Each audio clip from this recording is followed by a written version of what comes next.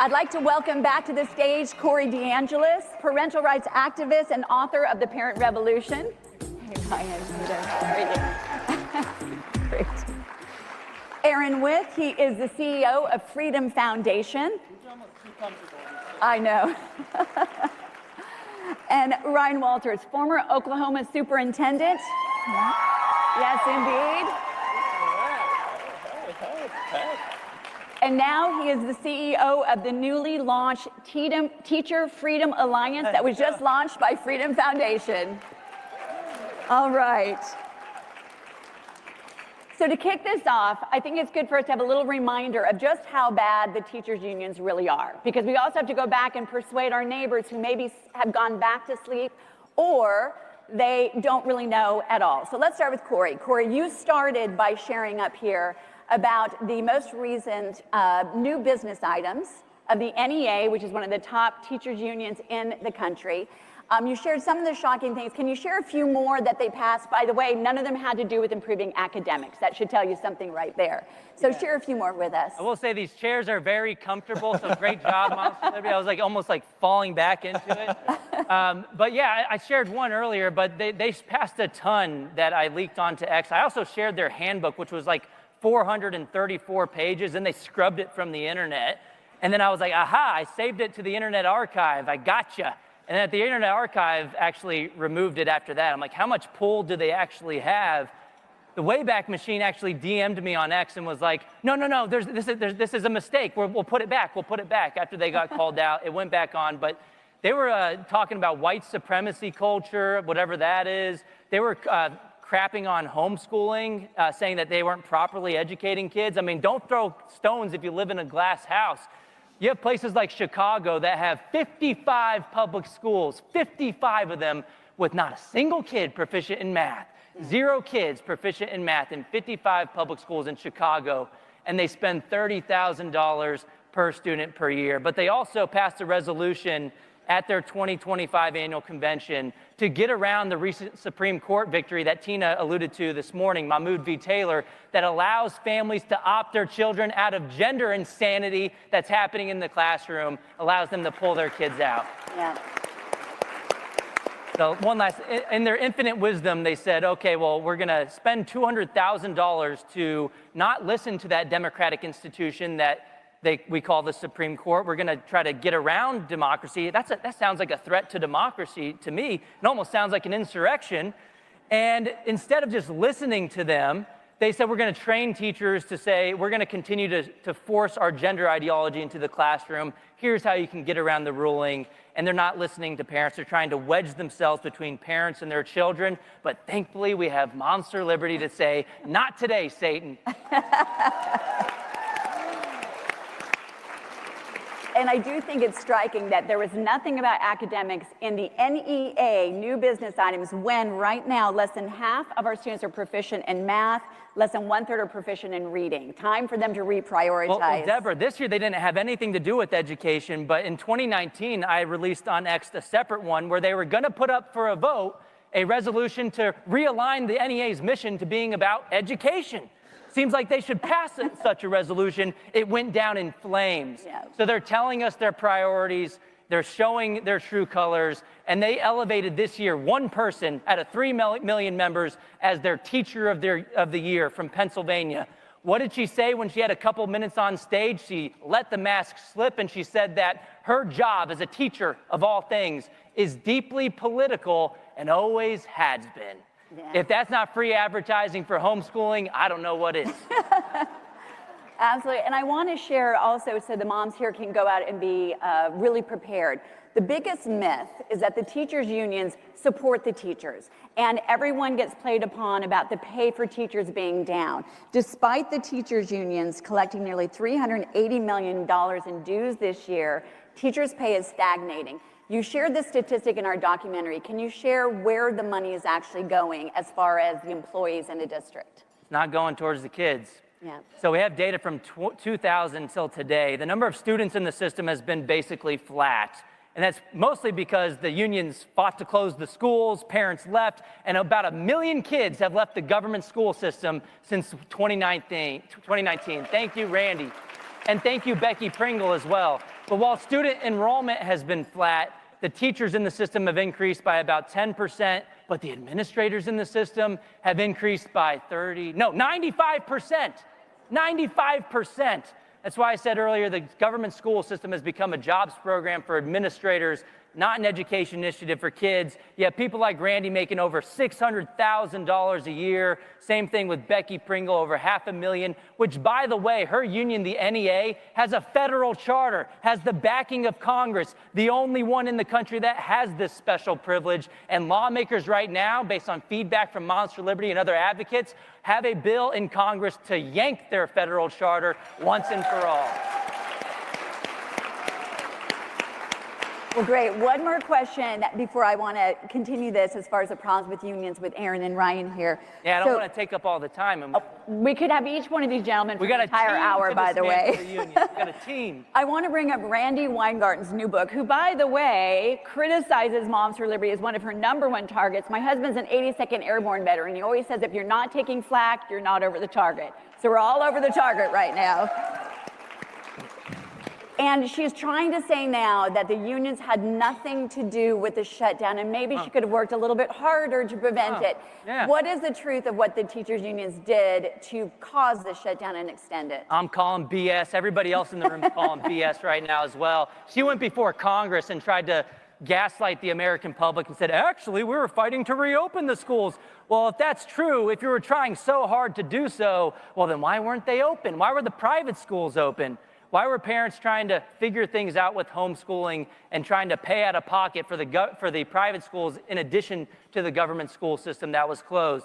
You had the Chicago Teachers Union, had a board member vacationing in Puerto Rico in person while saying it was too difficult and too unsafe to go back to work in person. You had them opening schools for daycare, but then closing schools for education. I mean, COVID must have been smart. It knows if you're learning something, it's going to activate, it's going to get you. It's because they use that as a political tool, as leverage at the bargaining table to hold children's education hostage, to secure $190 billion in ransom payments from taxpayers. Well, they won in the short run, but they're losing in the long run because of school choice victories, because of Moms for Liberty fighting back for their parental rights in education, and because of people like this getting teachers to say, no more, we're leaving the union, you don't represent us, and we have an alternative. So I want to turn it over to them as well. Thank you, Corey. Appreciate that. So, Aaron, Freedom Foundation has been focused on helping government employees leave those unions, and part of that is teachers' unions, obviously. Can you talk about, first of all, what's the problem with government unions? It's different than private unions. Can you talk about what the issue is there? Yeah, Corey talks about it specifically with the teachers' unions, but government unions generally, I mean, think about it like this. They never should have been created. You have a government union that takes money from public employees, funnels it into liberal politicians that go out and raise taxes on the private sector, on people like you, so they can hire more bureaucrats, take more union dues. Make no mistake, government unions are a business, and their business is growing money and growing power. They've been able to do that over the course of the last 70 years. So when we talk about freeing teachers, when we talk about unraveling the teachers' unions, this is a long game. This is a multi-billion-dollar monopoly that we're fighting in the teachers' unions today that has a total monopoly on our public education system today. And when we talk about where the money goes, always that term, follow the money. Can you share where teachers' union money goes politically? Yeah, so let's use the NEA, for example. They rake about $350 million a year in union dues. Under 10% of their budget is spent on representational activities. That's money that's meant to be representing teachers. Most of it goes towards lobbying. It goes in political gifts. And guess where the political gifts go? It's not to my friend Ryan Walters when he was running for office. It's going to radical liberal Democrats that will go in and raise taxes like Brandon Johnson in Chicago. And then the rest of it's spent on lavish salaries and benefit packages for their internal staff. So when you talk about the agenda of the teachers' unions, Deborah referenced it, you've got to follow the money. And their money is far less significant in the representing teachers than it is in their political agenda. Yeah, thank you for that. Well, Ryan, not only were you the superintendent in Oklahoma, but you were also a teacher. We're pro-teacher here, pro-parent, pro-student, the golden triangle of education. And I often look at good teachers, and we interviewed so many for our documentary, and it's almost like Stockholm Syndrome. I mean, they are terrorized within their own schools.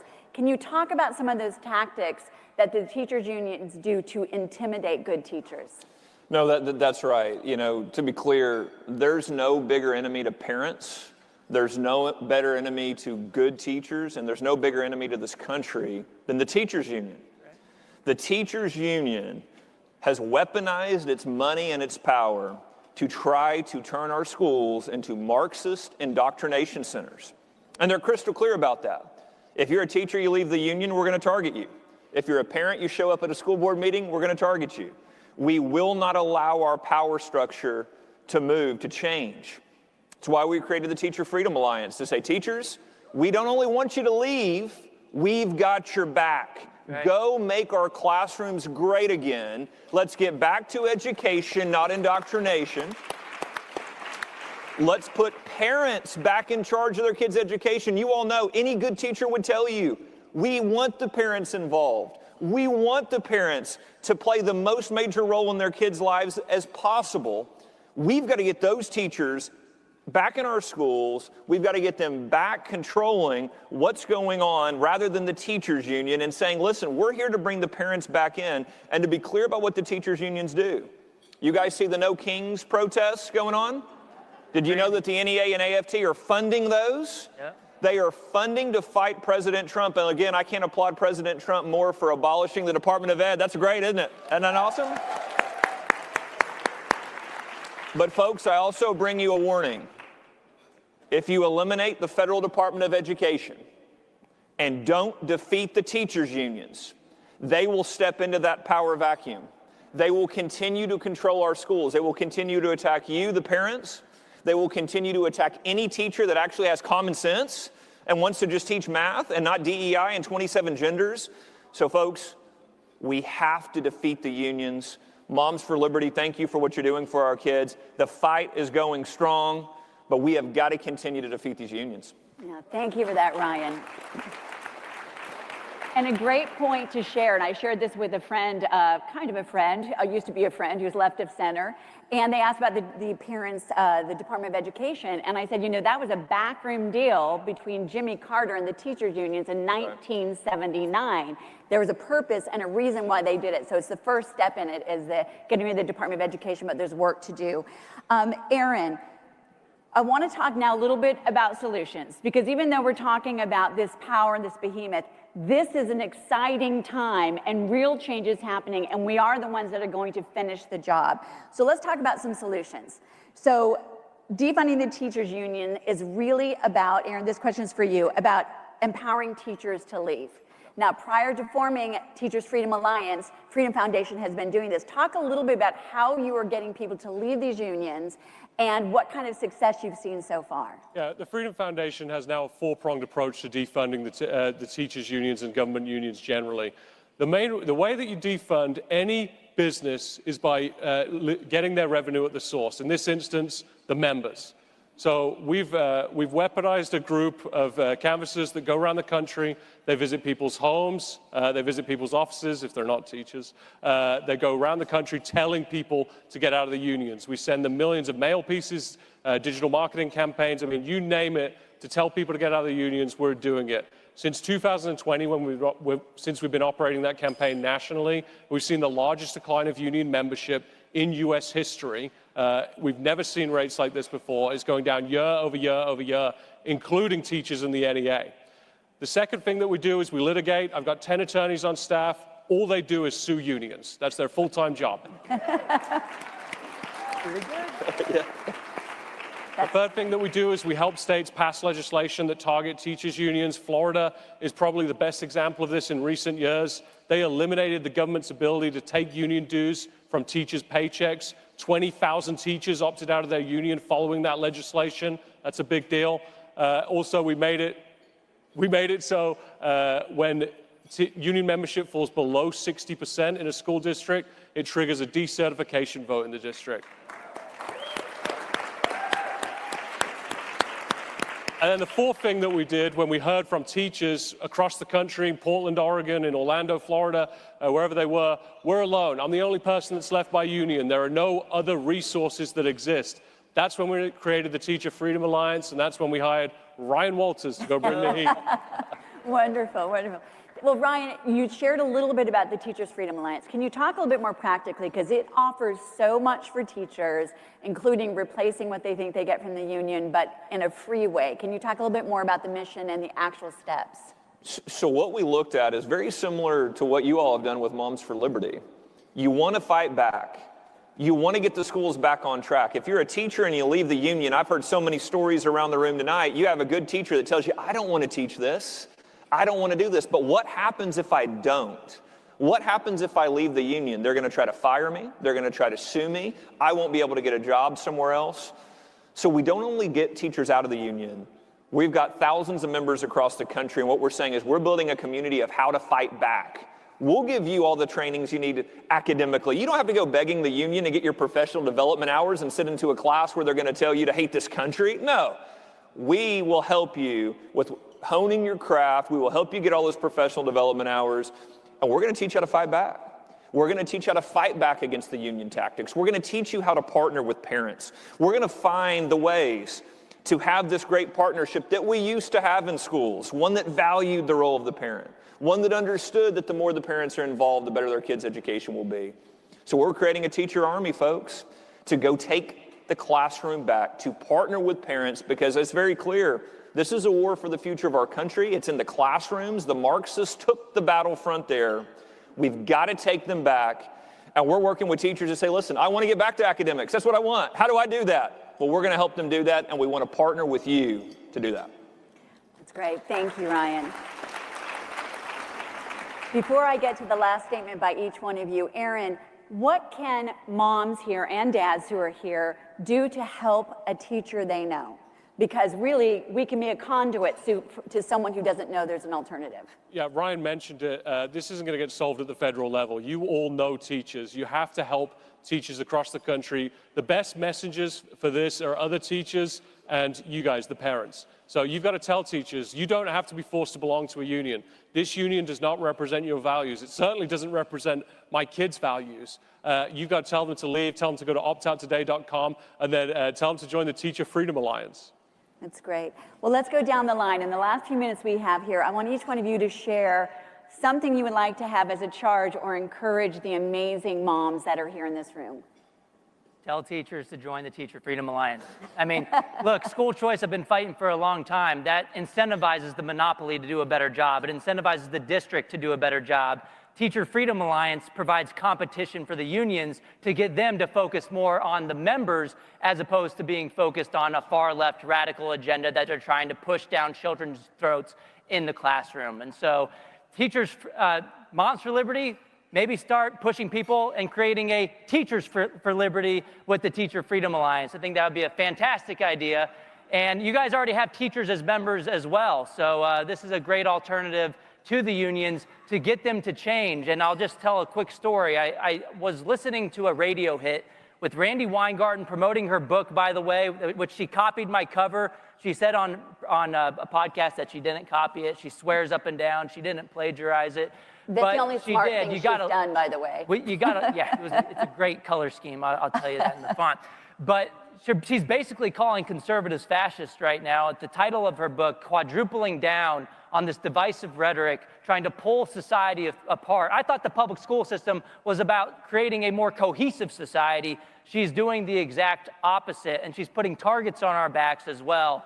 And so she told this radio caller that was a public school teacher in New York City that he was complaining about the Zohran Mamdani endorsement from the UFT, their affiliate in New York State. And Randi Weingarten said that the union can be as political as it wants to be. It's a union. It can give all of its money to the Democrats if it wants. But if you don't like it, well, then you can leave. You can stop funding them. Okay, well, let's take Randi Weingarten's advice for once. That is the first time that she actually said something smart. And so teachers, if you don't want to give your money to this one-sided political operation, this money laundering operation called the Teachers Union, for the Democrat Party. It's up to you to opt out, to fight them and bring the union to their knees once and for all, and get them to listen to parents and teachers as well, to make our country better, to make education great again.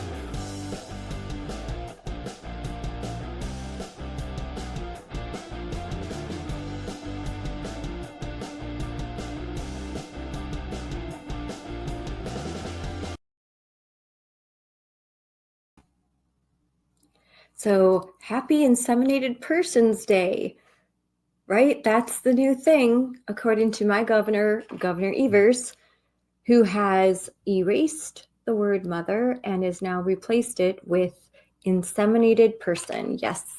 And there's a lot of denial going on. Denial's not just a river in Egypt. I even heard reporting that there are, like, U.S. News and World Report journalists are going around trying to say, like, do you have proof that Governor Evers was changing the word mother into inseminated person in statute? And as they were asking that, they sent over a copy of that statute being rewritten, which I am going to share my screen and post right now, because you should always have the receipts. So I put this on, of course, my X account. And a second.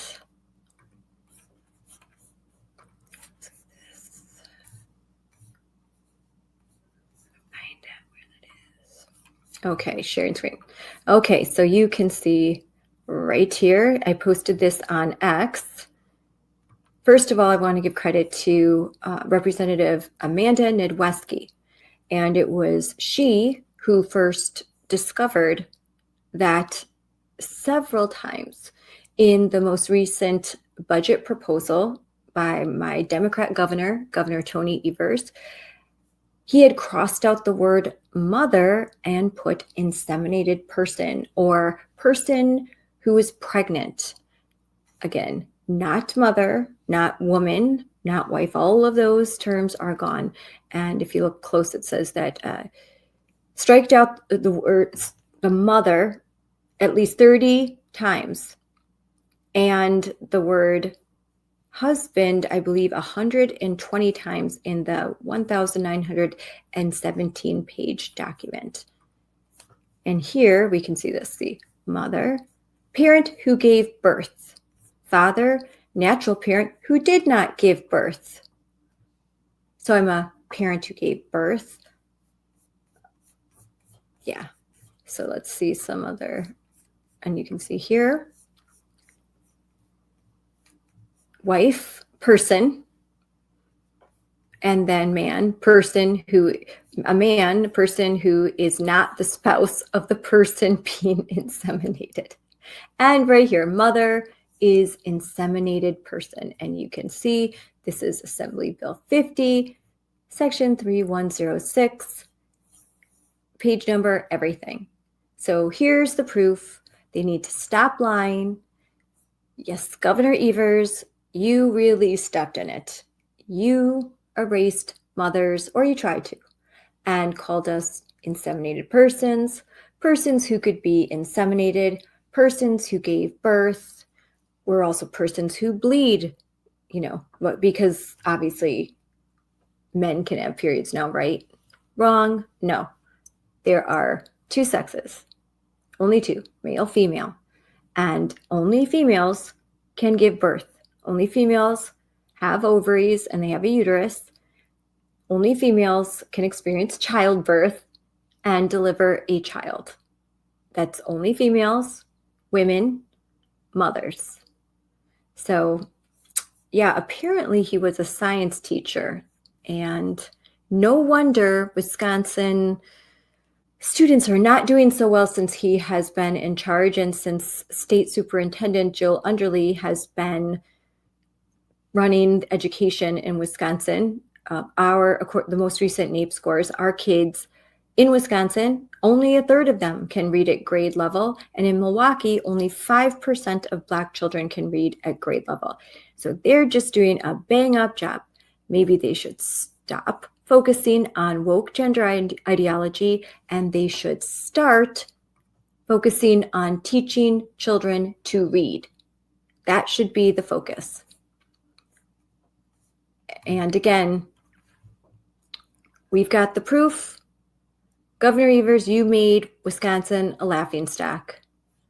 This is the most embarrassing thing for this has been just viral on X, on all social media, on all the news shows.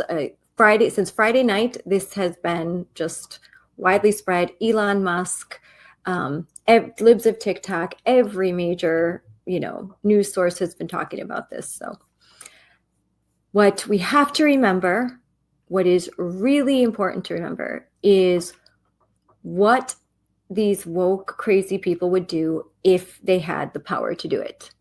Now, this is not going to pass in Wisconsin Assembly or Senate because right now Republicans, sane people, have control of both of those state houses. But if they didn't, I can guarantee that, like Minnesota, like California, like what just happened in Maryland, Maine, if Republicans did not have the majority in those two state houses in Wisconsin, what Governor Evers just did would be passed and mother would be removed from Wisconsin statute. Mothers would no longer exist in Wisconsin statute. They would be erased. They would be wiped out. They would be reduced and dehumanized into inseminated persons. That should make all women angry. Left, right, whatever. All women should be angry at that. There's no excuse for it. There's none. There's no excuse. And my goodness, please, please, please, please don't say that men can get pregnant. Okay, they can't. They can't. Just because a woman is experiencing some sort of dysphoria and wants to pretend that she's a man doesn't actually make that so. Her ability to get pregnant is proof that she is a biological woman. And gender identity is a made-up thing. Okay, like until 5 minutes ago, we all understood there was only two sexes. And yes, there's this rare case of something with intersex. That is, I don't want to even go into that, but that is not the same thing as having a whole nother third biological sex. Okay, that's just not the case. And no one's going to die if we deny them the ability to identify as a tree or a cat or a rock or a unicorn or a biological sex that they are not. As a matter of fact, I think a heavy dose of biological reality will save lives and will, boy, there'll be a lot less stress. I'm so sick of this. I would rather be talking about something else. I mean, this whole like we want to destabilize society thing, can't you just give it a break? Like, come on. Can you just like, I don't know, I don't know what to say. Just stop going on TikTok, stop listening to crazy people, and go get some help and accept the fact that the genitalia you have when you're born is not your sex assigned at birth. It's your sex assigned by God. All right, that's all I have to say about that.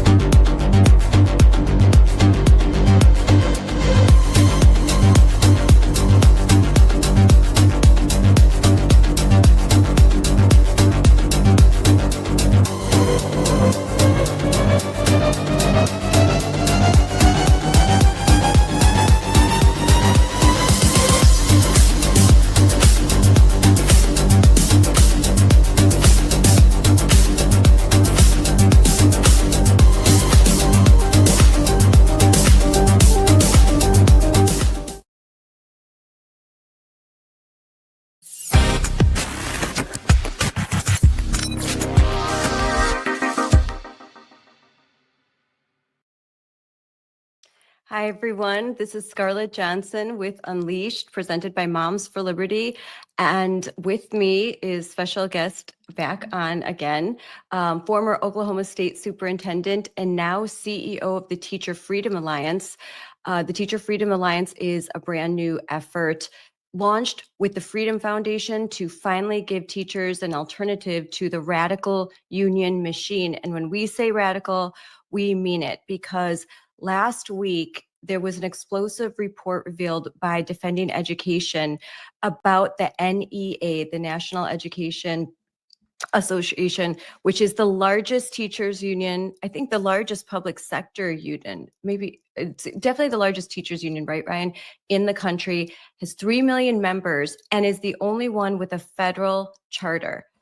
And it was just explosive what we learned, that their focus in December at a conference is going to be almost exclusively gender ideology. And so I wanted to bring Ryan on to discuss it, as he is an expert in this field. So Ryan, thanks for coming on and talking to us about this explosive report and what it means.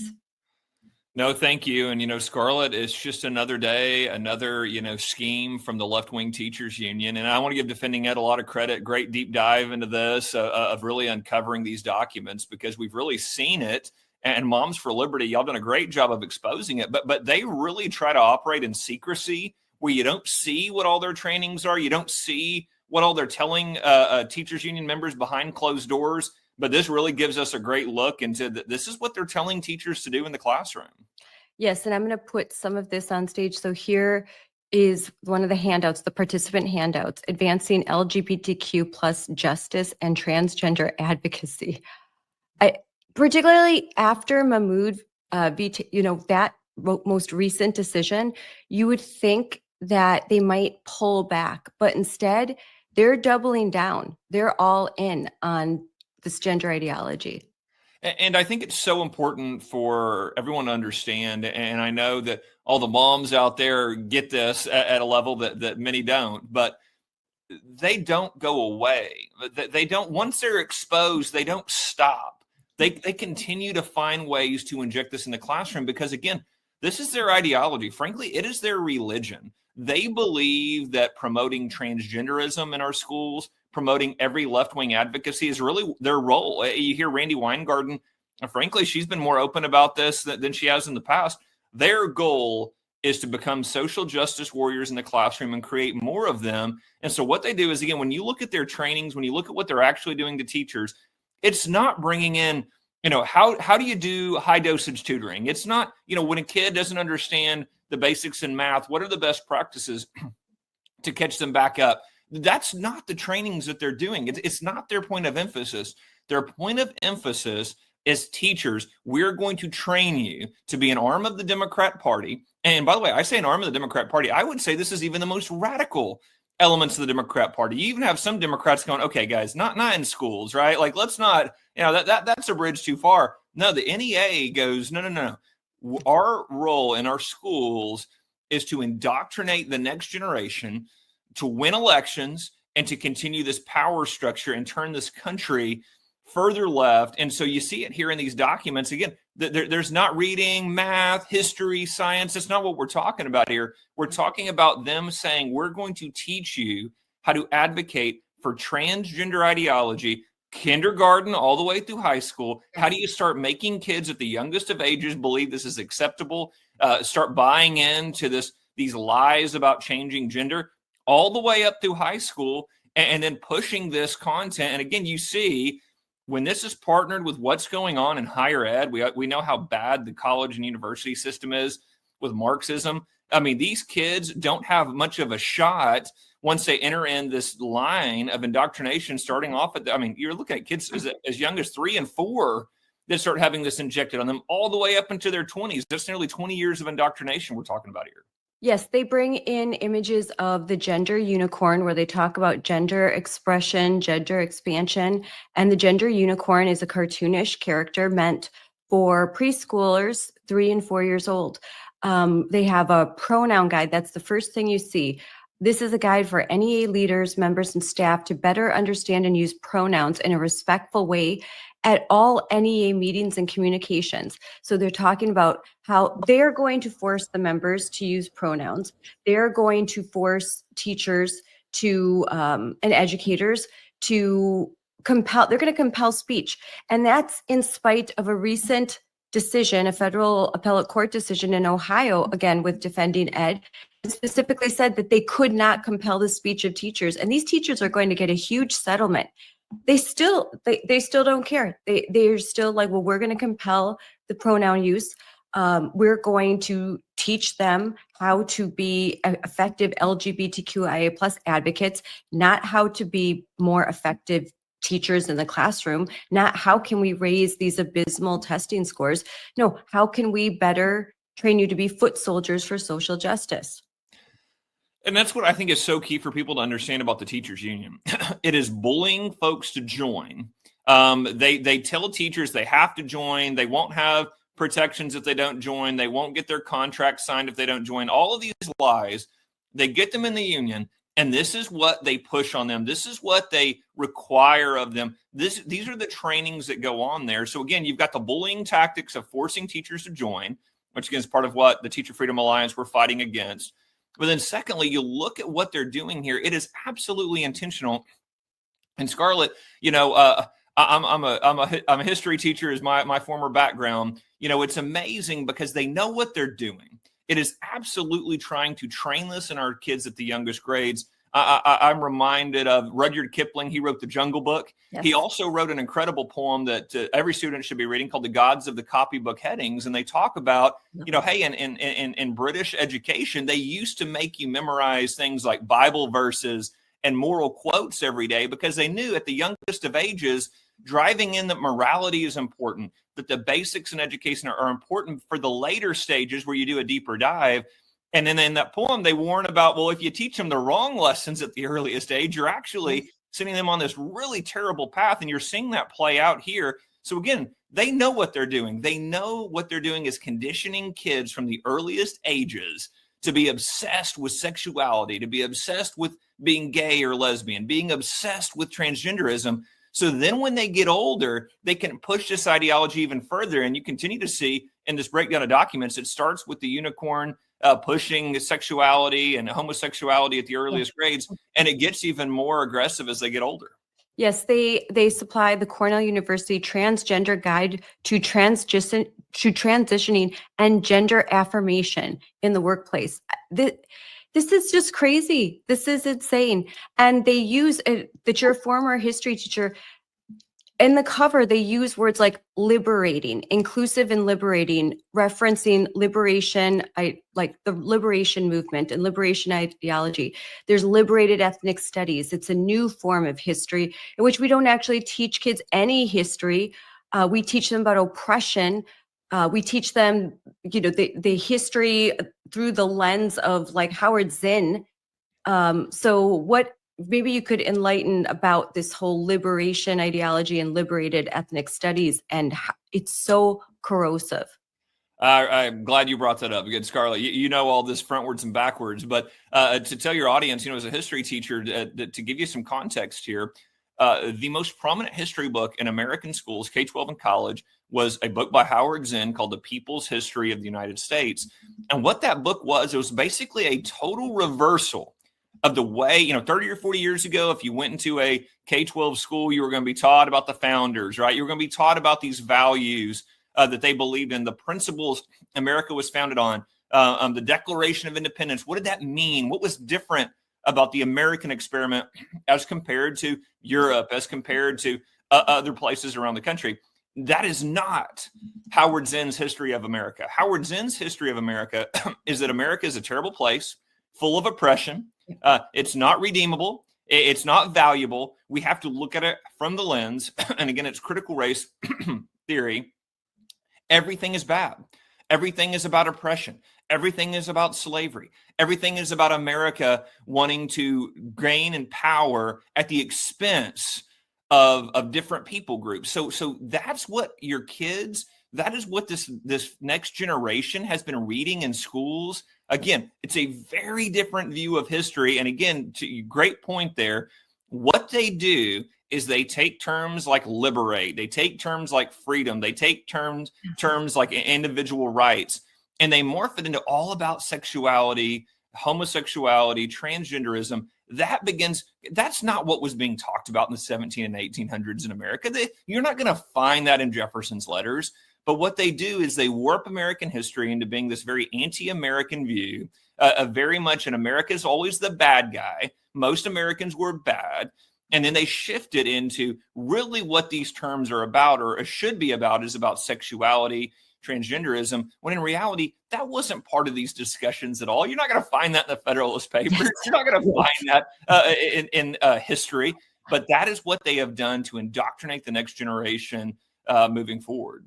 They're not going to be learned. They don't know what the Federalist Papers are, but if you looking at right now, I have on screen the National Chicano Moratorium. This is an example lesson plan of liberated ethnic studies. This would be what an incoming freshman would learn.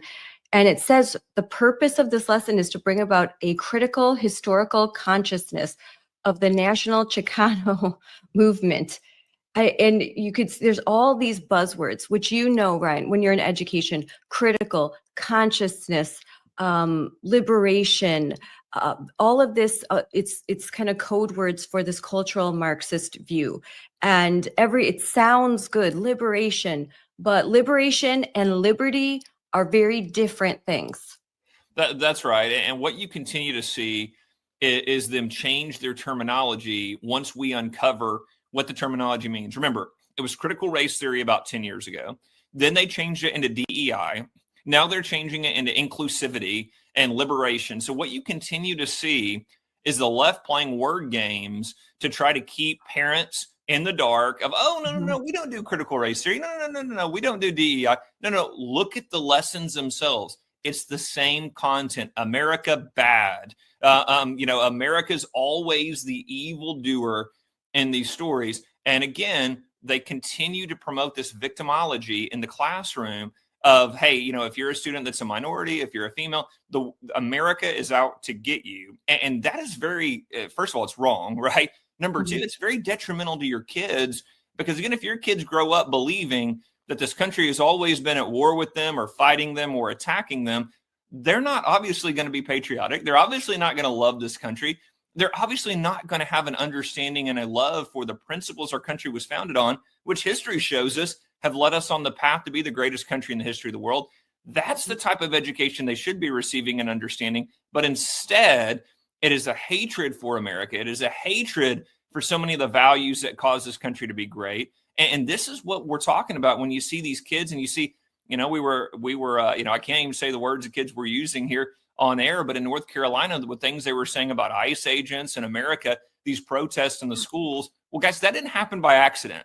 The kids didn't walk in one day and say, oh, I think America's evil. I think all of our policies, I think President Trump and conservatives are evil. What happened is they were indoctrinated over time to believe that if you're a conservative, if you're someone that frankly just has common sense, you're a fascist, you're evil. And you see the kids reacting to what they've been indoctrinated with. Yes. I know 5 years ago, we would talk about critical race theory and they'd say, oh, we don't have critical race theory. What are you talking about? Well, they had coined equity. So now equity was actually critical race theory, and you had to fully understand and really go to the professional development to understand what they're doing. And now the equity has now been that word has been exposed. They'll come up with a new word, belonging, like you said, inclusion. It's always going to be a word salad, but they're not going anywhere. So the National Education Association is the largest teachers union in the United States, 3 million members. This summer, Becky Pringle gave a keynote speech, in which she looked like she was about to start dancing around with a snake, like snakes. It was like a tent revival for like a religious tent revival. That's what it looked like to me. She was screaming, like she had the vapors.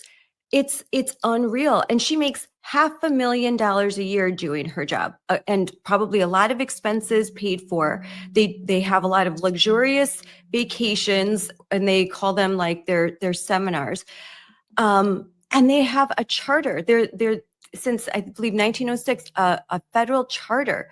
So what can we do about the NEA? And that's a great point. I think folks have to understand these union bosses, this is not Miss Johnson, third grade teacher. These union bosses are some of the most active aggressive, left-wing political activists in the country. So when you look at folks like Becky Pringle, when you look at folks like Randy Weingarten, again, these are not your classroom teachers. These are union mob bosses that are there to push an agenda, that are there to organize an army by force, by the way, and then utilize them for their ends. And so, number one, we should eliminate that federal charter. So, Congress should act on that. We should see immediately, why in the world would you have a federal charter for something that's undermining the very country that we live in? Number two, guys, in all the states across the country, we should be passing legislation to not allow the unions to take from a teacher's paycheck automatically. Why in the world would you allow them to utilize taxpayer dollars, taxpayer resources to grow their union membership? Why would you allow them to have offices that are paid for by taxpayers? Why would you allow them to house on school grounds? That's crazy. Okay. So again, get the unions out of the schools, get the unions to stop using taxpayer resources to grow their membership.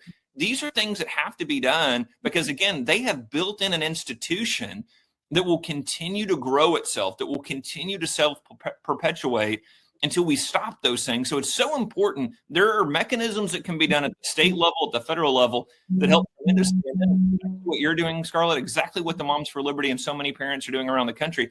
Sound the alarm so that folks know, taxpayers know, hey, you got kids in school. If you don't have kids in school, is this what your tax dollars going to? Is this what you want your schools to look like for the future of the country? It's so important that folks understand the monopoly the unions have on power in our education system, and the people left out of that are parents. So the more power they have, the more power they are stripping from parents, and that's why you see them fight so doggedly to keep parents out of the process, to force good teachers to join their union even if they don't want to, because again, it's about a power struggle for our education system that they know will lead to future elections and what the next generation will look like. Yes, and in these documents, they called Republicans, conservatives, villains, openly called villains. And so imagine this is professional development. You have educators from across the country.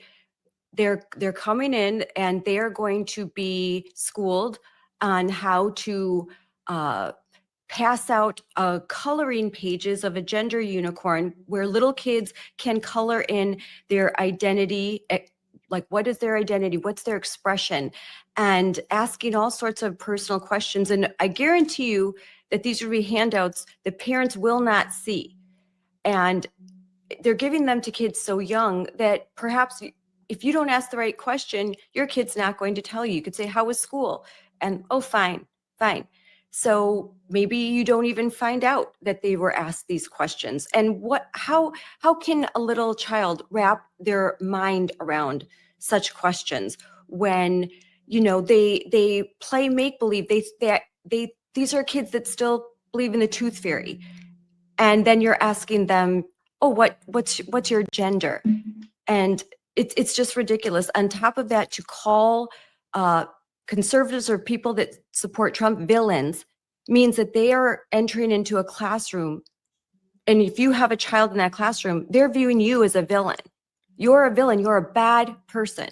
So that really bothers me as a parent, that the person that would be educating my child and spending time with them during the day would think that I'm a villain. That's morally reprehensible.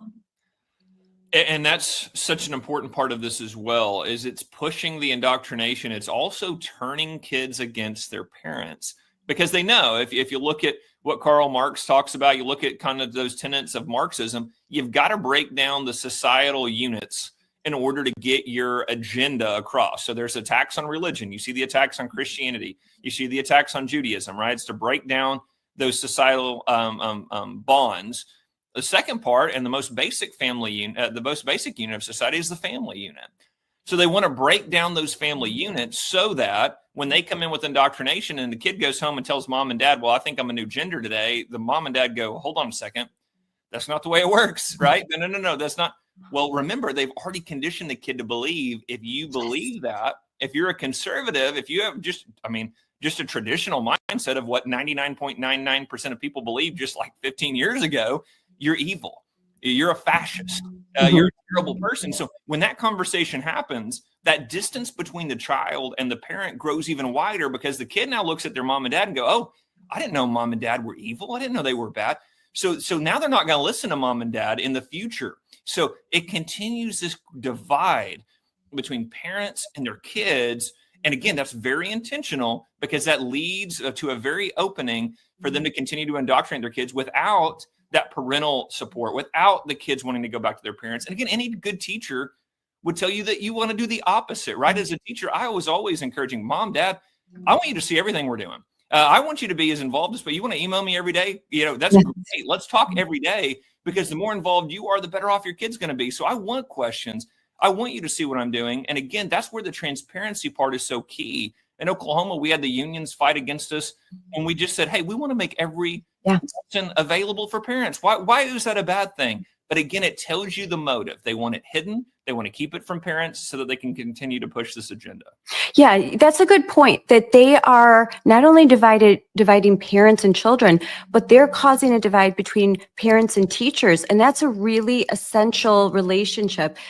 When they are telling teachers, no, they're bad, they're villains, that means they're taking maybe some very young teachers new to the profession and filling their heads full of these ideas that are going to make it difficult for them to reach out to parents. They're going to view them with skepticism and fear, even like they're bad people, they're fascists, like we can't, I don't know what to do.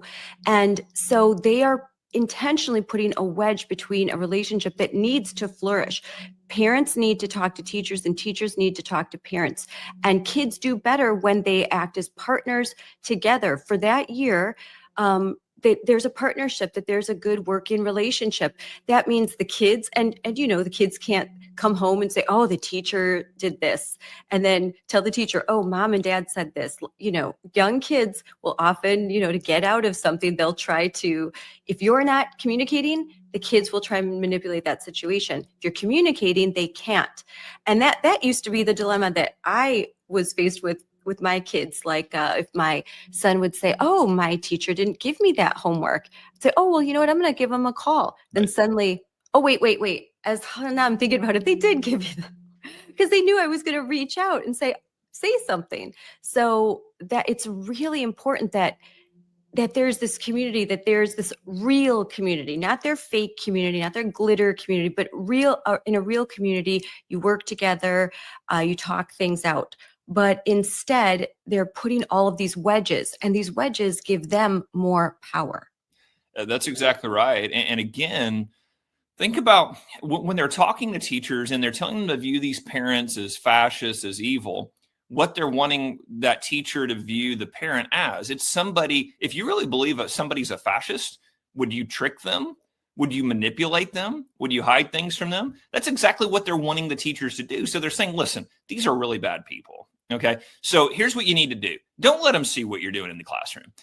Sneak it around them. Don't get a relationship with them. It doesn't matter what they think. As a matter of fact, they're an enemy to the work that you're doing. Mm-hmm. So when they build that in with teachers, with their union membership, it is one of the most detrimental things you can do for a kid, is driving them against their parents and then having the parents out of the process. I mean, again, we want parents involved in the process. If you're a good teacher, hey, I want the more parents are involved, the better off the kid's going to be. First of all, just health wise, just as a better life, but academically, you want that parent to know exactly everything that's going on. But again, they break down those fundamental, think about this. Education is always really three parts. You got teacher, you got student, you have parent. Okay. It's kind of like this little triangle, right? All three need to be involved. All three need to be engaged. All three need good communication. You do that, you have good curriculum. Kid is really set up for success. Well, what they're trying to do is break that apart and say, no, we're carving out that side of the triangle with the parent. We want it just to be teacher, student. And what we want is our teachers to push this agenda. So that third leg there of the triangle, we want that knocked out. We want you to view them in this negative light so that we don't have to deal with parents anymore. We don't have to be checked on our ideology. It will continue to flow between teacher and student without even the parents knowing, because we're going to hide it. We're going to fight transparency. We're not going to let them see what's going on in the classroom. You know, and your organization, Teacher Freedom Alliance, is doing something that I think is really critical, because I think that too often over the last 5 years, teachers will look at activists like myself or Moms for Liberty and think, oh, they hate me. They think I'm a bad person. And that's not true. And that's why I love this report by Defending Ed about the NEA, because we need to go after the real villains of this situation, which are the teachers' unions, which are these for-profit groups. I mean, they say they're nonprofit, but they're making a lot of money creating this divisive curriculum and then peddling it. Poverty pimps, like Shelby Steele called them, they're poverty pimps. They make a ton of money on the backs of the poor, the working poor, those who need education the most. They're using them. And then the only people, and you know this, the only people that you can hire for this DEI are their groups. You hire them, you spend a fortune, you bring them in. And this is the kind of stuff right here that they're going to be providing in professional development. How did I get this? From a teacher. A teacher shared this with me. So there are good teachers out there that don't want this. All of the information that I get from teachers, whistleblowers who want to expose this. And the last anecdote, I was recently at a conference. I was sitting at a round table with all educators, and they see I'm like, oh, I'm with Moms for Liberty. And I could feel like the kind of tension. By the end, Ryan, they all had my card. They're like, you're nothing like I thought. I'm like, I want teachers to make more money. I want this to be one of the highest paying professions possible, but they're doing their job. And I want them to have the flexibility and freedom to do what works in the classroom, because every year your student population changes. You know, I want you to be supported. I want you to have the resources you need. I want less administrators and more specialists. And they're like, yes, everything you're saying, yes. I want there to be tools in your toolbox to discipline. And I think with parental rights come parent responsibility. The parents have responsibilities, and they can't drop their kids off and expect the schools to parent children. And they're just like, yes, everything you're saying, yes. So by the end, I was surrounded by probably Democrats. We didn't talk politics. We just talked education. And they saw, wait, I agree with her more than I do with my union boss. So this is the really fascinating thing about everything is that good teachers believe in the Moms for Liberty message. Good teachers believe in all the reforms you just laid out. What the teachers unions have done is, and now remember, if you're a teacher, you're sitting, you're working, you're a good teacher, you're working hard. You get an email from the teachers union today telling you how evil Trump is, how much he hates you, how much Moms for Liberty hates you, how much conservatives hate you. You know, and over time you go, I mean, yeah, these emails sound really bad. You know, they really sound like they don't like me, even though I'm trying to do a good job.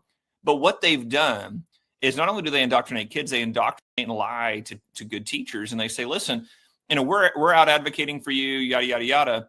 They're not. What they have done is, remember, the unions have a grand bargain with school boards, school board associations, and administrators associations. And their deal is, we just get as much money into the pot as possible, and then we get our cut. So they don't care that, again, administrative growth has grown through the roof in our public school system. You know, we fought that here in Oklahoma and said, hey, no. I want less administrators. I want more money going directly to resources for kids and teacher pay. Why are we doubling, tripling administrative costs when we are getting rid of the Federal Department of Education? We're slashing these bureaucratic requirements, and yet you guys are hiring more administrators, not supporting the teachers in the classroom. So when you get to teachers and tell them all this, they go, oh, hold on a second. I agree with all of that. And that's what's so important about the work we're doing at the Teacher Freedom Alliance is we've got thousands of teachers from all over the country that are going, sign me up. That's exactly what we want for the kids. It's exactly what we want for the classroom. So their eyes are open to, guys, the unions are not fighting for the things that you want. They're actually just fighting for their own power, their own control. The reality is, conservatives, the message that we have for education, it not only benefits kids, it not only benefits parents, it actually benefits good teachers as well. That is the big lie that they have pushed, which is that, Moms for Liberty, conservatives are anti-teacher. No, we're not. Well, we support good teachers. We know that good teachers in the classroom make all the difference in the world for our kids. What we are fighting against is a left-wing power structure that is lying to good teachers, that is manipulating the education system, and that is indoctrinating our kids. And you know how many public school teachers feel about public education when you discover that so many of them send their own children to private school or Yeah. to a lot. One of our, we have school board members that don't claim they don't like Moms for Liberty. Their kids all go to Catholic schools. They're sitting board members in my district, and their kids go to private school because they know, they get it. Yeah. They know what's going on. Let me give you another big lie they love to push on teachers. We fight for school choice because we go, look, if a parent wants to send their kid to a public school or private school or homeschool, that's great. Hey, parents, you know best. Let's let you decide. They tell teachers this is going to ruin you, your salary, everything else. And I'm going, guys, let's just take a step back. So if parents get to choose wherever their kids go to school, do you know what the number one thing a parent looks for in a school? They look for, how good's the teacher, right? Like, I want to trust the teacher. I want a good teacher. I want to make sure that when my kids go to school, they have a good teacher. So guess what that means? Good teachers, you're valued more in a system where parents decide, because parents don't want bureaucracy. Parents don't want more administrators. Parents don't want a left-wing bias to everything their kids get. They want a good teacher. So the more that you give parents power and control and protect parents' rights, the more teachers are actually valued in an education system. The reason that you see good teachers undervalued in the education system now is because of the left-wing bureaucracy that is just built in to grow their own power. It's not to improve education. If it was, they would value the teachers more. If it was, you would see things like merit pay for good teachers. You would see things like bonuses when you hit certain academic indicators. You would see more, but that's not what they value. They value power and control. So they actually are working against your good teachers in your districts. So there's a lot of reform that needs to happen. When you're talking about administrators in my own school district, we had gone from, when I was running for school board, I think I had found that we had doubled the size of administrators. And in fact, the year that I was running, we gained 3 administrators, lost 6 full-time teaching positions. So 6 teachers had either retired or they moved, and they were not filling those positions, but they added 3 more administrators. So so in a way, they're taking advantage of a situation where there's a retired teacher, and so they're at the top of their pay, they get rid of them and they hire another administrator, and now they're just bringing on part-time. So there's all sorts of schemes that they're doing where they don't have to provide full benefits and stuff. So it's understandable that there are teachers that are like, my pay is not going up to the inflationary rate, but there are administrators that are making 6 figures. And it's really, if we can just talk to them and tell them, take a look, like, why are we so top heavy? Why don't you have the reading and math specialists? When an equity team will come through a district, oftentimes the first thing that they will get rid of, math specialists, reading specialists, gifted and talented programs, and special ed programs. And instead they will use the equity framework, and you'll bring in DEI consultants that will tell a teacher, now you have to wear all those hats. Now you are a special ed teacher, you are a gifted and talented teacher, you are a general ed teacher. And that is why there's so many teachers leaving the profession. It's not because of Moms for Liberty. It's because under this current scheme, teachers have to take on more responsibility. Their pay is not rising to that responsibility. They remove all the tools in their toolbox to effectively govern their classroom. So they can't discipline at all. There's nothing they can do. Their classroom, they have one child that's causing problems, and there's absolutely nothing that they can do. Or, because the state bureaucracy, and how that, you could talk about that. And then, so they're like, why am I even doing this anymore? So we're losing good teachers. The unions try and blame us, but really they need to look in the mirror. They are the reason why. That's right. I mean, in our schools now, we hire more non-teachers than teachers. Think about how absurd that is. what is the point of a school? The point of a school is to help educate kids, right? It's to bring in teachers that partner with parents that help them with math, reading, history, science, right? That is what the school is there to design to do, is to bring in these specialists, these teachers, to help educate kids. So why do we have more non-teachers in our schools than teachers? Now what an administrator and what a lot of these folks claim is, well, it's bus drivers, cafeteria workers. No, it's not. Okay. No, it's not. The reason you're seeing more non-teachers than teachers hired by our schools is because you've got DEI offices, because you've got assistant to the local superintendent. Think about this. You have a superintendent, assistant superintendent, deputy superintendent, vice principal, blah, blah, blah. You go through all these administrative positions. They've created deans of students. You start looking at this going, hold on a second. Just a few years ago, none of these positions existed. So what you continue to see is the growth of the DEI bureaucracy that has ballooned in school budgets. So instead of hiring good teachers, instead of paying teachers better, instead of to your point, you look at programs like Gifted and Talented, special education. Instead of getting more folks involved in those type of programs, it's more administrative staff, more bureaucracy, more DEI offices. That is what they've done with taxpayer dollars, not improve the classrooms. And frankly, the problem isn't about money. We have plenty of money in education. The problem is the way the money is spent in education. It is not spent in a student-first mentality. It is not spent on what's best for the kids. It's spent on what is best for the administrators and the unions, and that's a fundamental problem in our schools. This gives me the opportunity to talk about something that I posted on my personal account. I'm trying to find it, but I exposed something that happened in Madison, Wisconsin. So they just passed last year a $500 million referendum for buildings, and then $100 million for operational costs. And so they wanted a new logo. So they hired a firm in Kentucky. They didn't even hire a local Wisconsin firm. They hired a firm in Kentucky to create a logo. The very next day, someone gifted them a logo. And they're like, oh, great, we'll use this logo. They still wrote the check for $100,000 to the company they hired to create a logo because they signed a contract they could not get out of. This was fun money to them. It's monopoly money, $100,000. They didn't even blink an eye. They spent that money without even they didn't have a discussion about it. They didn't talk to the community about it. They have so much money, they don't even care how $100,000 was flushed down the toilet. How many kids that could have hired two specialists, Yeah.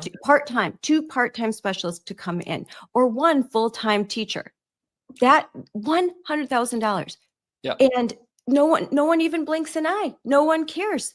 And this is why they don't have business degrees, these administrators. They don't know what they're doing. They always claim they need more money. And I guarantee you, WEAC, which is the Madison extension of NEA, all they do is cry, we need more money.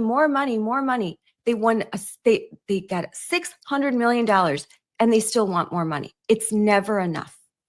And they view taxpayer money as monopoly money, as funny money. I mean, they don't view it as these are taxpayer dollars that are resources here for us to make sure kids are being educated. They view it as, oh, great, we got more money to go spend. And you make a great point there too of, why in the world we have all these administrators that don't have any kind of business background. They don't have any kind of, again, you have most states that block you from being a school administrator unless you have a school administrator degree. And I go, okay, so if somebody's a successful business person, they can't come in and help run a school. That doesn't make any sense, right? But they fundamentally set up a system that perpetuates their views, their left-wing views, protects bureaucracy, protects government. And that's what you end up seeing are things that, like you said right there. I've got so many anecdotes of schools spending money like that.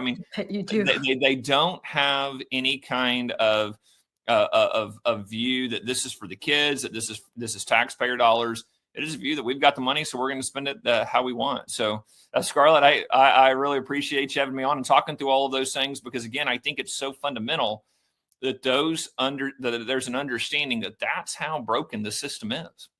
So would a solution be then that we have to, because oftentimes you can only hire somebody that has a degree in education, a PhD. So a solution would be to start to break apart this monopoly is to start hiring people that do not have a degree in teaching that have subject matter experience and expertise, and they could get a teaching certificate in a year while teaching. They could go in, if you were a biologist, now you're, let's say, you're 60 and retiring early, want to give back, hey, come on and teach biology. And you're more than qualified to do it, and you can get a teaching certificate. There's certain skills, certain things to learn. Why don't we do that more? And as far as administrators, I think let's hire people with degrees in business, because when my husband, who's in business, he blows his mind. He can't even handle it when he looks at the way money is spent in a school district. He's like, this would never fly in the real world. Oh, absolutely. You got to break down the silos and say, listen, we want good, successful people in our schools. We want to help more people get in. We're not trying to create all these hoops for you to jump through, because remember, so many of these hoops are there because they want you to go to the college and university classes that teach you to be social justice warriors, to push you through this Marxism and indoctrination there, instead of saying, hey, listen, hey, if you know what you're talking about, again, to your point, the number one indicator of if a teacher is going to be successful, especially beyond 5th grade, from an education standpoint, is subject matter expertise. Do they know what they're teaching? Of course, that's common sense, but it seems to be so lost these days. If you know what you're teaching, you're much more likely to be good at teaching it, right? So if you have people with subject matter expertise, let's get them in the classroom. Let's get them degreed. Let's get them the certifications they need. But let's move forward. But again, there's such a racket around teacher certification and the requirements there, because again, it's not meant to improve the educator. It's meant to force you into the system so that you can be indoctrinated, is really what they're pushing. And what if you're a mom like me, you've raised your kids, maybe encourage them a program that says, we'll pay for you to get go maybe a year, 2-year program and go and become a teacher. Go teach in kindergarten. That can be your act too. You know, you've already raised kids. You can have, like, why don't you come and work for us? You know, you probably have a bachelor's degree in something. I think to really encourage that, to go after those that have already raised kids and have a lot of life experience and bring that into the classroom.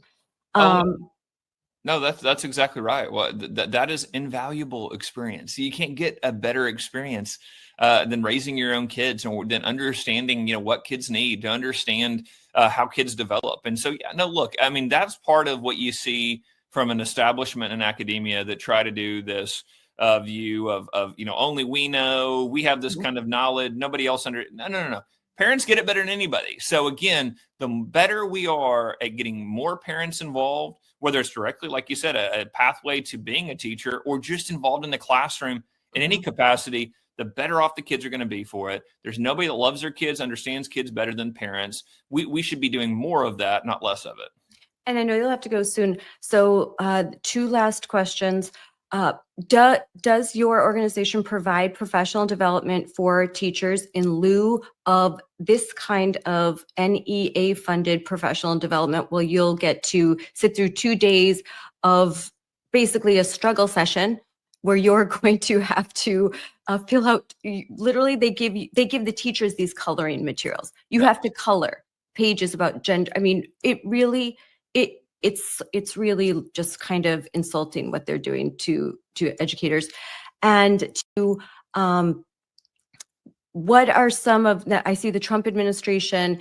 What are some solutions to all of these problems that we are talking about? And how is the Trump administration offering some of those solutions? Yeah, the first part, absolutely. We offer professional development. It's actually focused on academics. It's actually focused on what parents want for their kids, actually focused on good teachers. Revolutionary. Right. And we're actually transparent about it. You can go online. Hey, we post them. We're posting on our social media pages all the time. Hey, look at this clip from our PD. Look at this clip. Here's the information. Because again, we want to be transparent, but we also want to make sure that teachers are getting the trainings that they need, that are necessary for them to be the best teacher they can be. So again, we actually focus on academics. We actually focus on student growth. We actually focus on the things that our kids need and good teachers need. And look, President Trump has done a tremendous job. Eliminating that federal Department of Education is huge. Don't forget that is the teachers union's number one ask back in the 70s, was we want a federal Department of Education so we have a government bureaucracy to push our agenda. So him taking that away, that fulfilling that promise that Republicans have made now for decades, is huge. And the other part is their continued push to get our schools back on track on a focus on academics, away from this left-wing nonsense. I know that the Trump administration is always looking for ways to get our schools back on track so they continue to fight for things like school choice, parents' rights, and eliminating that federal Department of Education is a huge part of that. And by when even eliminating so that people know that they're moving these departments, they're not just slashing and your kid's not going to be able to get a college loan. They're moving things into other departments where they belong. That's right. So they're taking the budgets, they're taking the programs, and they're just moving them into other agencies where there's a better fit, where they won't be the influence of these unions. Because I just had a talk with someone, oh, they are eliminated. I'm like, they are removing some things, some programs, like they just got rid of a health clinic that was in the Department of Education that saw they're saving $500,000 a year, and it was open for maybe 2 hours a day, a few days a week. And as of the last fiscal year, had seen 60 patients, could provide no prescriptions. It was like, why is it even there? What is this clinic? And they're eliminating some waste. They're eliminating waste and grift and fraud, but they're moving essential programs into their rightful category. And outside of an agency that was Marxist and left-wing to its core. So again, even when you had programs that people may support, they were funneling them through an agency that shouldn't have existed and that were a bunch of left-wing activists. So taking that apart and going, no. If this program wants to continue, if we think it's a valuable program, that's fine. But we're not going to funnel it through a Marxist Department of Education. We're going to sit here and say, look, college loan, this is the process. You're not going to funnel it where you have an agency that's constantly putting all of these left-wing, DEI processes onto what's going on. To your point, growing way outside of academics. No. Whatever programs we have are going to be very specific, very targeted, and very focused, and very transparent with the public, not run through an agency that is a track record for undermining parents and promoting Marxism. Yes. The best chance for success, red state, blue state, is going to be local control. No. As long as it's in the federal government, there's no hope. You're at the whim of whoever's elected. And look, even President Trump, even with the mandate that he was given, and that having control of the House and Senate, it is so difficult to move a bureaucracy. It's all Title IX, all of the executive orders and guidance is ultimately laying at the feet of the Supreme Court because they just refuse. I mean, this entire presentation from the NEA is illegal in at least half the states in this country by state statute, and I believe illegal, period, because it's violating federal law. But they're still doing it. They're still doing it, and they have to be stopped. And so before you go, I'm going to share the screen of your organization. This is a great organization, 100% needed, because we need to start building the bridges with our educators, coming up with better solutions, free market solutions, innovative solutions for teachers and for parents so that they have more choice. That's right. And we're unapologetically, we're pro-parent, we're pro-America, we're pro-conservative traditional values. Look, that's what we're going to promote. That's what's best for our kids, is what's best for education. So yeah, anybody out there, join up. You don't have to be a teacher to join up. We want parents, taxpayers, help support the mission to get our schools back on track by making sure we've got good teachers in our schools. Teacherfreedom.com. We're going to continue to grow. We're going to continue to fight back against the radical union membership, but we're going to continue to partner with parents. We know parents know best for their kids. We're unapologetic about that. We know that that is key to a great education system. And so we're very excited to do the work and to work with good teachers, parents, and taxpayers across the country. So thank you for having me on. And I appreciate the shout out for the organization. Oh, thank you for coming on. I'll have you on more. That's great. It's great because you have so much experience and this is such a good organization. And it's off, because otherwise we could sit and talk and, oh, this is terrible. This is terrible. And then at the end, you're like, okay, call to action. Well, go to your school board meeting. You should do that. Run for school board, all of those things, because local. But here are some solutions. If you have a teacher who you even think might be an ally, just give them this information. Tell them there are some options for you. Check this out. Listen, you don't have to say a word to me. You don't have, just go check it out, because you might see something that you like. And I just hope we can get the word out that Democrat, Republican, Independent, this doesn't matter. This is too important. We have to save education in America, because we are in a crisis. We are in a crisis when graduating seniors cannot do second grade math in America. This is crisis time. Yep, that's right. All right. Thanks, Ryan. Thanks so much for coming on. And I will share some more information in the comments. Thank you for having me. Bye. That was a great conversation with Ryan Walters of Teacher Freedom Alliance. It's clear that the crisis in education is not accidental. It's been engineered. And those orchestrating it, well, one of them is the NEA. The NEA is not failing. It's actually doing what it intended to do. And that's the scary part. And that's why Moms for Liberty is here and why we're rising. Because when the most powerful union in America turns its back on children, moms have to come forward. This isn't left versus right. It's normal versus crazy.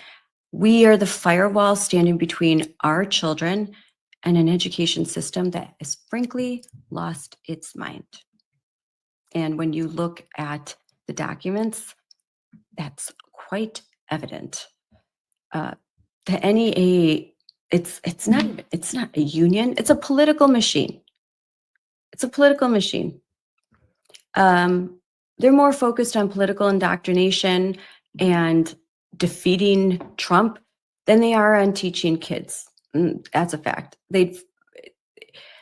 When you consider the NAEP numbers and how disappointing they are, and any parent can tell you that the education system is just not what it once was. So instead of let's figure this out. Let's figure out how can we raise reading scores? How can we raise math scores? No.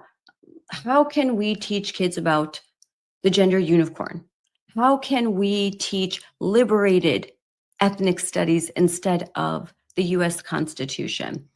They're not teaching kids to read. They're instructing districts to deceive parents. They're funneling millions into political campaigns and into ideology. That's just, and it's just wrong. It's immoral. It's wrong. They have a federal charter. The NEA is a federal charter, and you have to go to the NEA website to look at affiliates. So in Wisconsin, WIAC is an affiliate, for example. And understanding that even if you live in a state where there isn't they can't compel union membership in Wisconsin because of Act 10, which, by the way, because of what's happened with our state Supreme Court, Act 10 is in a very precarious position, and Act 10 was a monumental legislative act from Governor Scott Walker's, and this was 2010. He was recalled, but successfully won against a recall. And it was all about destroying the power of teachers' unions in our state. But even still, we have affiliates of the NEA, and unions get involved in elections. There will be inevitably some union members in your school district. They will hand out pamphlets. They will put pamphlets into the mailboxes of other teachers about who to vote for. They funnel money into campaigns. They have preferred candidates. They recruit and train candidates, all of the above. So that's why we need Moms for Liberty. That's why we need the Teacher Freedom Alliance. That's why we need Defending Ed. That's why we need so many of the parental rights groups out there. I just had a great live stream with members of some of the strongest local parental rights groups around the country in Colorado, Illinois, California, everywhere. So we have to join together and fight this. And I am so grateful for the Teacher Freedom Alliance, because we have to build bridges with educators. Although we have a growing homeschool community, which is great, we still have to have these bridges. A lot of times, parents who homeschool still utilize their public school district for different classes. They will send their kids there for music, for sports. There might be an honors class that they will take at the school. So, and this is our community, and we have to care about our communities. The vast majority of American children will be educated in a public school system, and that's going to remain a fact for quite some time. Even that the school choice movement is moving forward is excellent, but this is a marathon, not a sprint. It's going to take a long time to change this huge behemoth education bureaucracy. And some simple reforms are some of the ones that we talked about. Finding new pools of applicants for teachers, administrators, state superintendents. We need that. We need people in education. Education needs to be decentralized, and let's deconstruct it, using their language. Let's deconstruct education, and let's reimagine it so that we have happy, confident teachers, happy, confident, and competent teachers that are well paid, and form partnerships with parents who feel heard, who are prioritized as number one, because parents are the number one force in a child's life, in a minor's life. And that provides kids, students, everything that they need so that they can not just survive K through 12 education, but they can thrive. And then let's make sure that when they go to college, that it's not another higher level Marxist indoctrination camp. So, and where kids aren't wasting their money, that they're getting degrees that they can use, that these degrees don't cost a fortune, that they don't end up having a lifelong debt to go into such debt for an undergraduate degree that they will be paying on this debt for 30 years. For 30 years.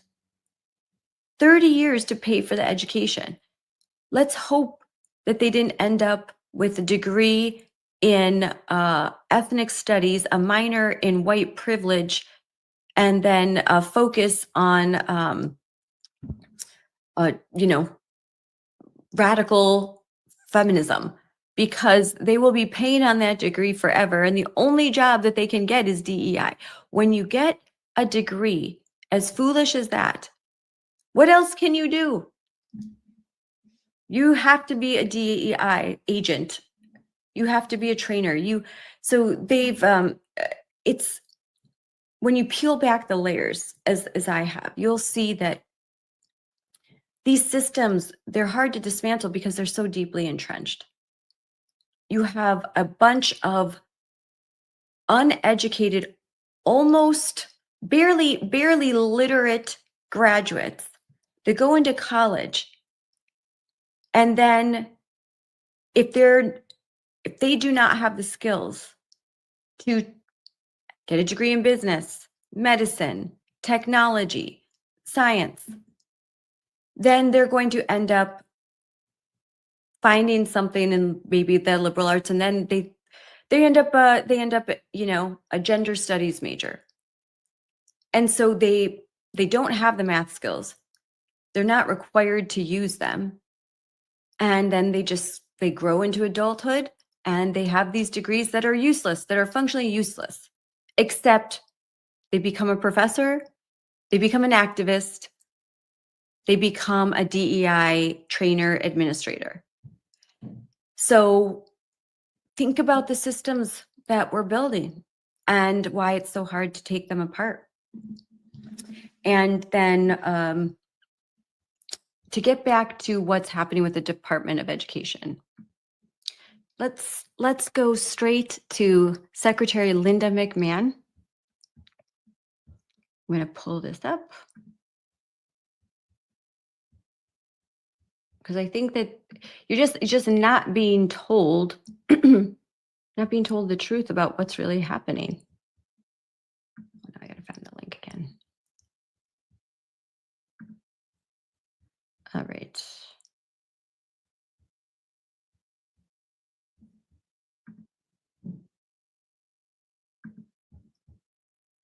Your students and your kids are doing in class.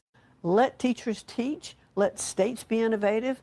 Take this bureaucracy out of Washington. Who's better to do that? Me, sitting in an office as a bureaucrat in Washington, or those people on the ground working with those students and those teachers every single day? And I urge all of our parents, be involved. Go to school board meetings. Elect school boards. Run for school boards. Pay attention to what your students and your kids are doing in class. Let teachers teach. Let states be innovative. Take this bureaucracy out of Washington. Who's better to do that? Me, sitting in an office as a bureaucrat in Washington, or those people on the ground working with those students and those teachers every single day? And I urge all of our parents, be involved. Go to school board meetings. Elect school boards. Run for school boards. Pay attention to what your students and your kids are doing in class. So I think Secretary Linda McMahon needs to be an official member of Moms for Liberty. I'm saying that now, like, because she is speaking my love language. Everything she said, fire, absolute fire, truth right there. Like, could not have said it better. Thank you. I am so pleased with what she's doing right now and the language that she's using as she's doing it. Just 100% true, 100% true. Hadn't reposted that yet. So she is calling for a hard reset at the Department of Education. Let teachers teach, let states be innovative, take the bureaucracy out of Washington. Here, 100% yes. So, and then the U.S. Department of Labor just put out, the Department of Education has failed our students. While the bureaucracy at the department grew unchecked, our nation's reading and math scores underwent a decade-long decline. This is why POTUS is taking action to streamline the federal education programs, ensuring our students are prepared with the skills that they need to thrive in the workforce of tomorrow. Kind of what I just said. So high schoolers in the United States last year earned their lowest marks on reading and math in 2 decades, according to the nation's report card released on September 9th. And we've discussed that a lot, and we just got to keep talking about it. The test, known as the National Assessment of Education Progress, we call it NAEP, is the largest nationally representative assessment of K through 12 student achievement, and the results show that high school students across public and private schools alike are backsliding in math, science, and reading, continuing a decade-long decline in student performance nationally. It didn't start with COVID lockdowns, shutdowns, and treating our kids like a disease, but it was certainly exacerbated by it. So don't believe the fake news. The U.S. Department of Education is doing a great job. As a matter of fact, they pointed out that even though there was a shutdown for over a month, no one noticed at the Department of Education because it's not essential. Other departments can do the work of the Department of Education. Like Ryan said, the Department of Education was an ask by teachers' unions. It is a Democrat machine. It is a way to launder money, as Corey DeAngelis says often. What is being happened is just reconfiguration of the Department of Education in a lot of ways. Waste, fraud, things we don't need going away. Key essential services are being moved exactly where they need to go, if not to a different just a different department or agency at the federal level. It's going back to the states for the most part. For the most part, the power is going back to the states. And then we have to contend on the state level even more. And they don't get to pass the buck and say, oh, the federal government made me do it, or the federal government won't do this or won't do that. We're going to have to get a lot more involved. And I'm talking to you, Wisconsin, get out to vote in our unfortunate elections that occur in April instead of November. We have our nonpartisan elections take place in April. It's terrible. It only helps Democrats, but it is what it is. And what the White House said, make America great again. As we return education to the states, we're zeroing in on every ounce of ways to make sure more resources land where they belong, with students. So this is wonderful. The great thing that Secretary Linda McMahon is also focused on is having kids explore options beyond four-year universities. There are opportunities that are technical and technical education. So they're integrating work-based learning opportunities and career and technical education into K through 12 systems of higher education, setting students up for success in manufacturing and other technical careers, other skilled traits. There's different pathways even to a four-year, encouraging kids to see the financial picture. I think it would be really great for every kid that graduates to have to understand what happens when they take out student loans and understand what compounding interest means, because they don't understand it. And then introduce them to other pathways. They could start off at a community college for 2 years and transfer to a four-year anniversary. And then they would have less debt. And that would mean they could spend the 2 years in community college figuring out exactly what they want to do and don't want to do. And while they're doing that, they aren't paying an exorbitant, like 80, 90, 100,000 a year at some cottage college. You know, I have personal stories on this as a mom, 5 kids, one of whom just graduated medical school, another who's about to graduate nursing school. Then I have teenagers and an 8th grader. I have taken my children to counselors. I even once paid for a college counselor because I was told I had to do this. This was many years ago. And this college counselor was trying to tell my son to go to every school except for the ones that were more economical and reasonable, discouraging him from attending any state school and instead to go to private universities I had never heard of that cost a fortune. And so they'll encourage kids to do this, tell parents, oh my gosh, you have to do this, take out all the loans you can, go into debt. And the kids see these like amazing campuses that look like they're right out of a movie.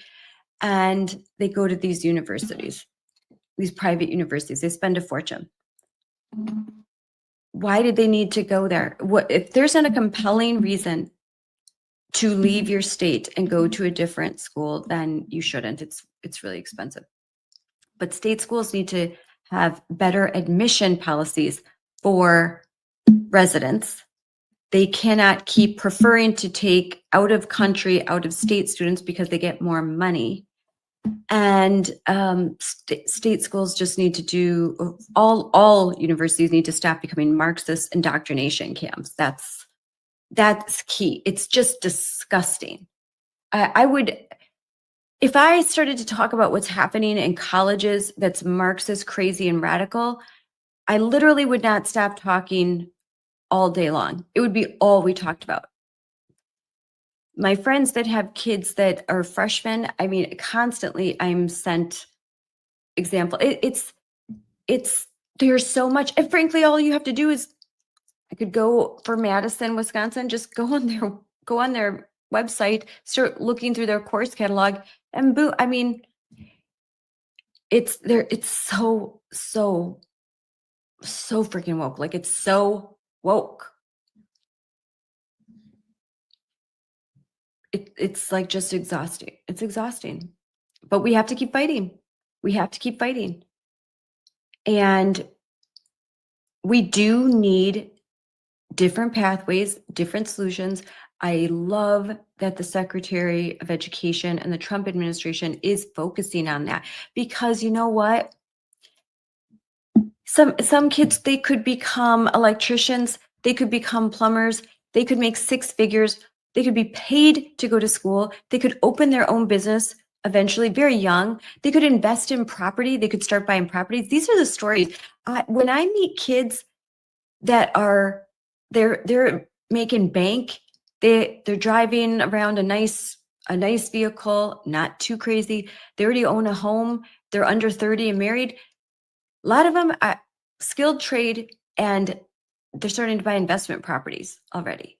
Like, but this requires kids to either have parents and family members that are influencing kids, or that they are in schools that are teaching kids certain things, providing pathways, encouraging programs in high schools where kids can talk to real world people. I'm going to go after this, but Rodney Dangerfield, back to school, classic. But when he's in, I believe it was Harvard, and the Harvard business guy is like, oh, here's how you start a business. And then Rodney Dangerfield like starts to interject. Everything you're saying is wrong. First, you have to do this. First, you have to do that. Here's a real world experience. This is how it goes. And all the kids start taking notes. That's what this is like. We've got to give kids practical, real world experiences. We've got to stop wasting precious classroom time on psychobabble and nonsense, and realize that the people that are educating them into this psychobabble and nonsense can't do second grade math. So why are we listening to them? They're functionally illiterate, most of them. They are experts in nothing of value. Nothing of value. I have taken enough professional development that I could be a DEI instructor, for crying out loud. It takes no effort to run around blaming white people for everything and the system and this or that. And I'll let money, please, money, please, money, please. That doesn't take effort. Destroying things takes no effort. Had a toddler, you could build and build this beautiful Lego castle. It could take you weeks. And a toddler takes about 30 seconds for that thing to be demolished. Easy to destroy, hard to build. Hard to build. Think about that, because the woke cultural Marxists have already destroyed so much. It's hard to rebuild. It takes a long time. The Trump administration can't snap its fingers. This is a generational project. So we have to think, what can we do in the here and now? And then what can we do to lay the groundwork for future generations? We have to build the city we will not see. And we have to accept that, stop being selfish, and start being pragmatic, do get as much as we can right now, deal with the world as it is, prepare our children for the world as it is, and then have hope for our grandchildren and our children's children. And that's how we win. That's how the left views things. And then they never stop. Take a page from Let. We win. And half of our movement is like, oh, I'm done. I'm out of here. There's no hope. They lose. And they're like, oh, we just lost Mahmoud B. Taylor. The Trump administration is crushing us. Every day we wake up to 10 losses. Let's go have a conference and indoctrinate a whole bunch of teachers and hand them gender unicorn coloring pages and tell them that they need to go back home and trans as many kids as they possibly can. That's their response when they lose. So it is incumbent upon us to be better winners. And when we lose, that should be fuel in the fire. However, losing should not be the only, our movement when we are the underdog, when we don't have power, we are great at messaging. We're great at coalescing. We can't be good at losing all the time. We've got to be good at winning. We got to be better winners. Please, if I have one thing to say, we got to be better winners. We cannot constantly just feel some kind of, what do they call it, imposter syndrome or something when we win. Because we're winning and we're not messaging it great. Instead, we're focusing on a bunch of garbage. So be better winners. When losing, fight.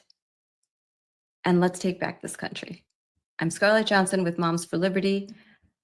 I'm going to be interviewing Meg Brock today. And also, I'm going to be interviewing Evita Duffy Alfonso and Michael Alfonso.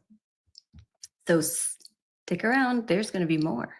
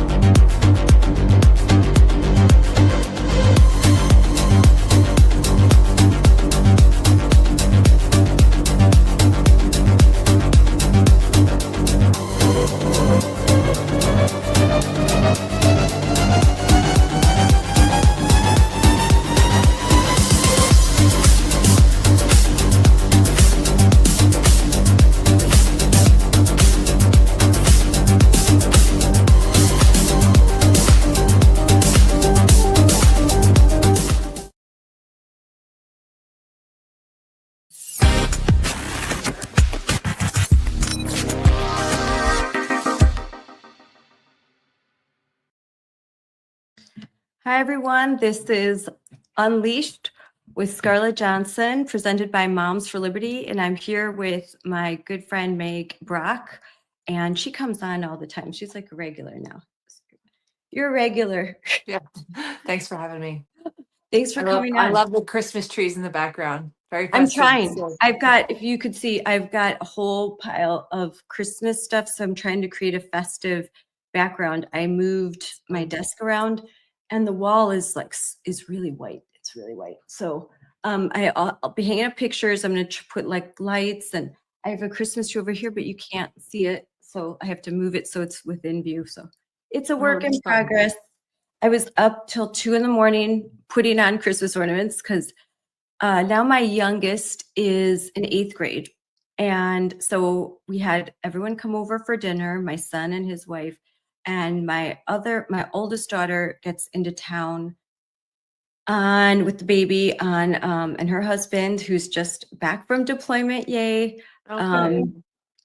on Wednesday morning. So I'm like getting the house baby proofed Oh, because wow. like I have to look at, I mean, there's only so much. I've got like 25 Christmas trees, literally. It's a lot of Christmas trees.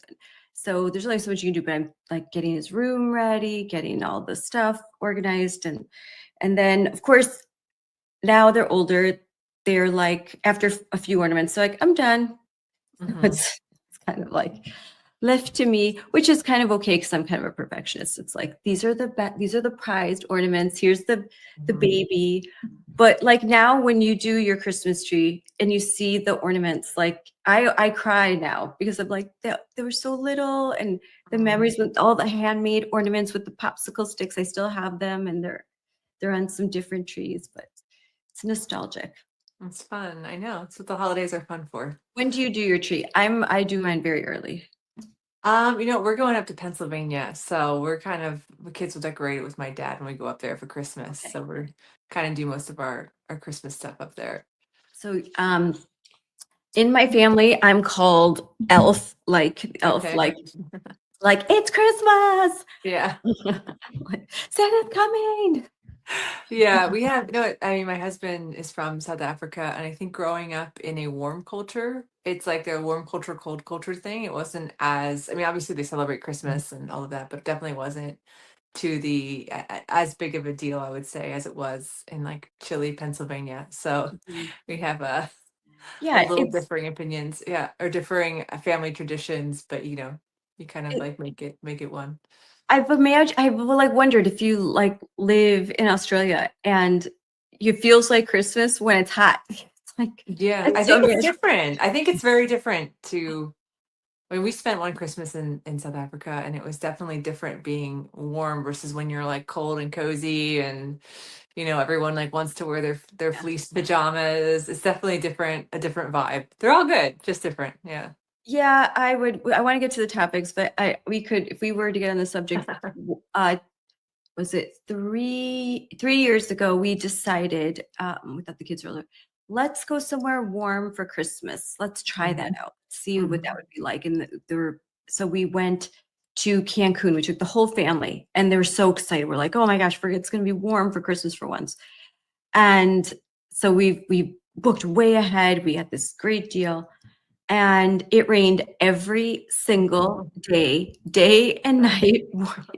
There was one good day at the very end, and the hotel was bad. We ended up getting like a refund, but the kids said, never again, never Yep. again. We will never, ever do this again. Santa came in on a motorcycle with his elves that did not look like they were from the North Pole. They were just like, I don't know, Vegas dancers. And Yeah. Maybe a little South Pole elves, different I was like, color. those cool elves. They're a little different. They're female.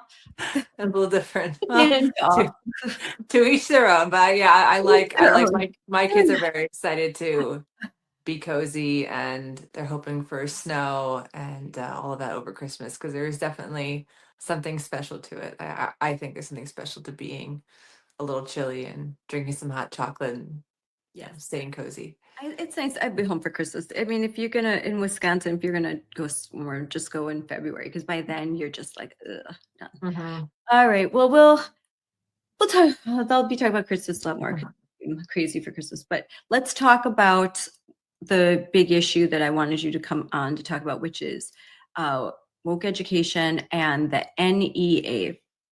And there was a bombshell report put out by Defending Education, which always does such great work. They do great work. And they had discovered that the NEA, which has 3 million members, it is the most powerful and largest teachers union in America. And in 1906, it is unique because it has a federal charter. They have a congressional charter granted to them in 1906.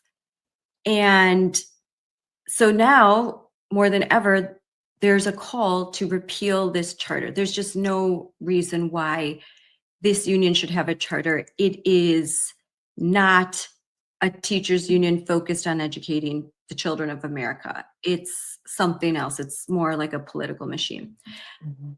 In the documents released, the NEA calls people who voted for Trump Republican villains, that infers then parents like us are villains. Not just they don't like our ideas. We're villains. We're the bad guys in a movie. The ones the good guys need to destroy. The language again is bad, hearkening to the SPLC, and there's a lot going on there too. So if you can get worse than that, they have seminars in which they are basically telling the teachers the goal is to indoctrinate kids through gender ideology. So you've read, I sent some of this to you and you've read it. You're an investigative journalist. You have been researching this for a long time. What are your thoughts on what's happening? Yeah, I mean, I think it's something that's been happening for a while now, right? I always kind of think when you hear these things and people are surprised. I mean, it's good if they're learning this for the first time, but I don't personally ever find it surprising. I find it to be what I would expect to see, you know. I mean, gender ideology is as much as, I mean, the Trump administration has signed executive orders wanting to remove gender ideology from education, at least from things that are federally funded. But you know, there's lawsuits, there's pushback against that, and I think that it's unrealistic to think that an executive order is going to just purge education of gender ideology and these Marxist ideologies that are plaguing schools. So I mean, it's unfortunate, but I would say it's kind of what I would personally what I would expect. I don't know if you feel that way. Oops. I muted myself because I was coughing. Okay. So I'm not Okay. surprised by it. I am surprised how open, considering Mahmoud v. Taylor, considering the fact that the Supreme Court has just went into conference. We have cases, there's the Little John case. We've got 2 Supreme Court cases coming up that are going to talk about what's happening is about sex separated spaces. Trump's executive orders, the fact that there's been guidance issued by the DOJ, OCR. I'm surprised that how radical they have become and that they're not hiding it. It's very much out in the open. Yeah, I don't know. Maybe I'm just more cynical. I don't know. I feel like that there definitely has been some retreat in terms of websites scrubbed or things that are maybe a little more difficult to find. But I think with gender ideology, I mean, it's the schools, in my opinion, of having spent the past 3 years really focused on this issue, play such a huge role in all of this, because you have children who maybe they see something on the internet, maybe they have a friend who told them something about being something like non-binary, and then they go to school during a time of adolescence, during a time where they're already starting to separate from their parents, which is in a healthy way. And you have adults who affirm these ideas that are very dangerous. This lie that a child can change their sex, and then that's affirmed in the school. And you brought up some of the cases that are going to be heard at the Supreme Court already have. I mean, it's definitely documented that schools around the country are secretly socially transitioning children. So that would be using a child's name or a different pronouns, or anything to kind of continue pushing them in this direction without their parents knowing. And I just find that to be so crazy, because that is an active therapeutic intervention. There's no neutrality in that. And so you potentially have teachers who aren't therapists, who aren't counselors, who aren't doctors initiating an active intervention without without any professional oversight, and without the parents even knowing. So then if the child becomes entrenched in this, by the time, a lot of times from things that I've read, it seems that parents find out when the child might want to get to a stage where they feel like they want to seek so-called medical transition or medical interventions. And obviously, to do anything medical requires parental consent, although it doesn't there are ways to bypass that in some states. But yeah, I think the whole thing is really shocking. And I hope in some ways it's good that it comes out, because the more awareness, the better. I think some people think like, oh, Trump won on the transgender issue, this is over. And I know it's far from being over. It's far from being over. I am going to share the screen right now. So here, let's bring this up. I'm just going to the Defending Ed website right here. So you can see some of the documents that, so this is going to be the title. This is an upcoming professional training, advancing LGBTQ plus justice and transgender advocacy, promoting a race, class, gender narrative, strategic racism. Oh my gosh. But here, so the handouts, Republicans and their arsenal of racist dog whistles, mobilizing their base with a potent mix of racist and transphobic tropes. So there's more language. Here's what I find like diabolical, that this teachers union, which has a congressional charter, claims that spends a lot of money influencing races, has these protections by the government. They are inserting a wedge between teachers and parents. They are going to teachers and telling them that parents, be on the watch, like you got to look out for these villains, these bad guys. And who are they looking for? The parents. These are bad guys. They're talking to teachers. So when they're giving this professional development to educators, to employees of school districts, and they say, hey, here are the villains to watch out for. Well, that means the state legislators in the community. That means the parents in the community. So when a teacher is being brainwashed to think the parents are bad, and if they voted for Trump, they're villains, that is really causing harm to the parent-teacher relationship, which needs to be one of partnership, that needs to be good for a kid to succeed in school. You cannot have the parents and teachers as adversaries. They need to be partners. And so they're creating this hostility, and then this sort of aura of secrecy between a teacher and child, encouraging teachers to create sort of a circle that excludes parents and become like friends. But even more than that, like have secrets, protect that child, basically take the place of a parent. This is very dangerous, psychologically damaging to kids, harmful to the parent-teacher relationship. And as we know, since they've started to do this sort of radical cultural Marxist indoctrination, the lens that they see the world through, scores have only just plummeted. And so it's just that's what really bothers me. It bothers me the way that they are causing such division. Yeah, and you think, I think people like you have been saying about the test scores and about how the U.S. public education system needs to get back to educating children rather than indoctrinating children with radical ideologies. But even legacy news outlets are starting to talk about this and starting to talk about the lack of performance for American children, how American children are struggling with the basics of reading and math. And then you see in light of that, in light of really these epic failures, we're failing a whole generation of children by not giving them a proper education.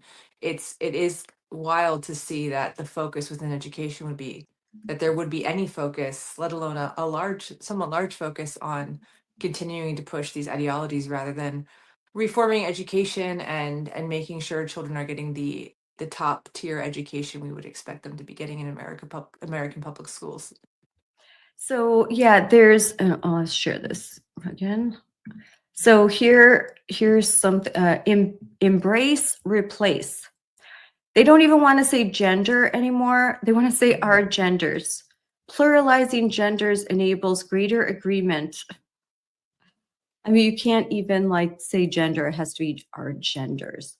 I can't keep up with all the words. I think when I read that we were replacing breastfeeding with chest feeding is when I just was like, you know what, I'm tapping out. I can't even try to keep up with this anymore. It's just too much, you know?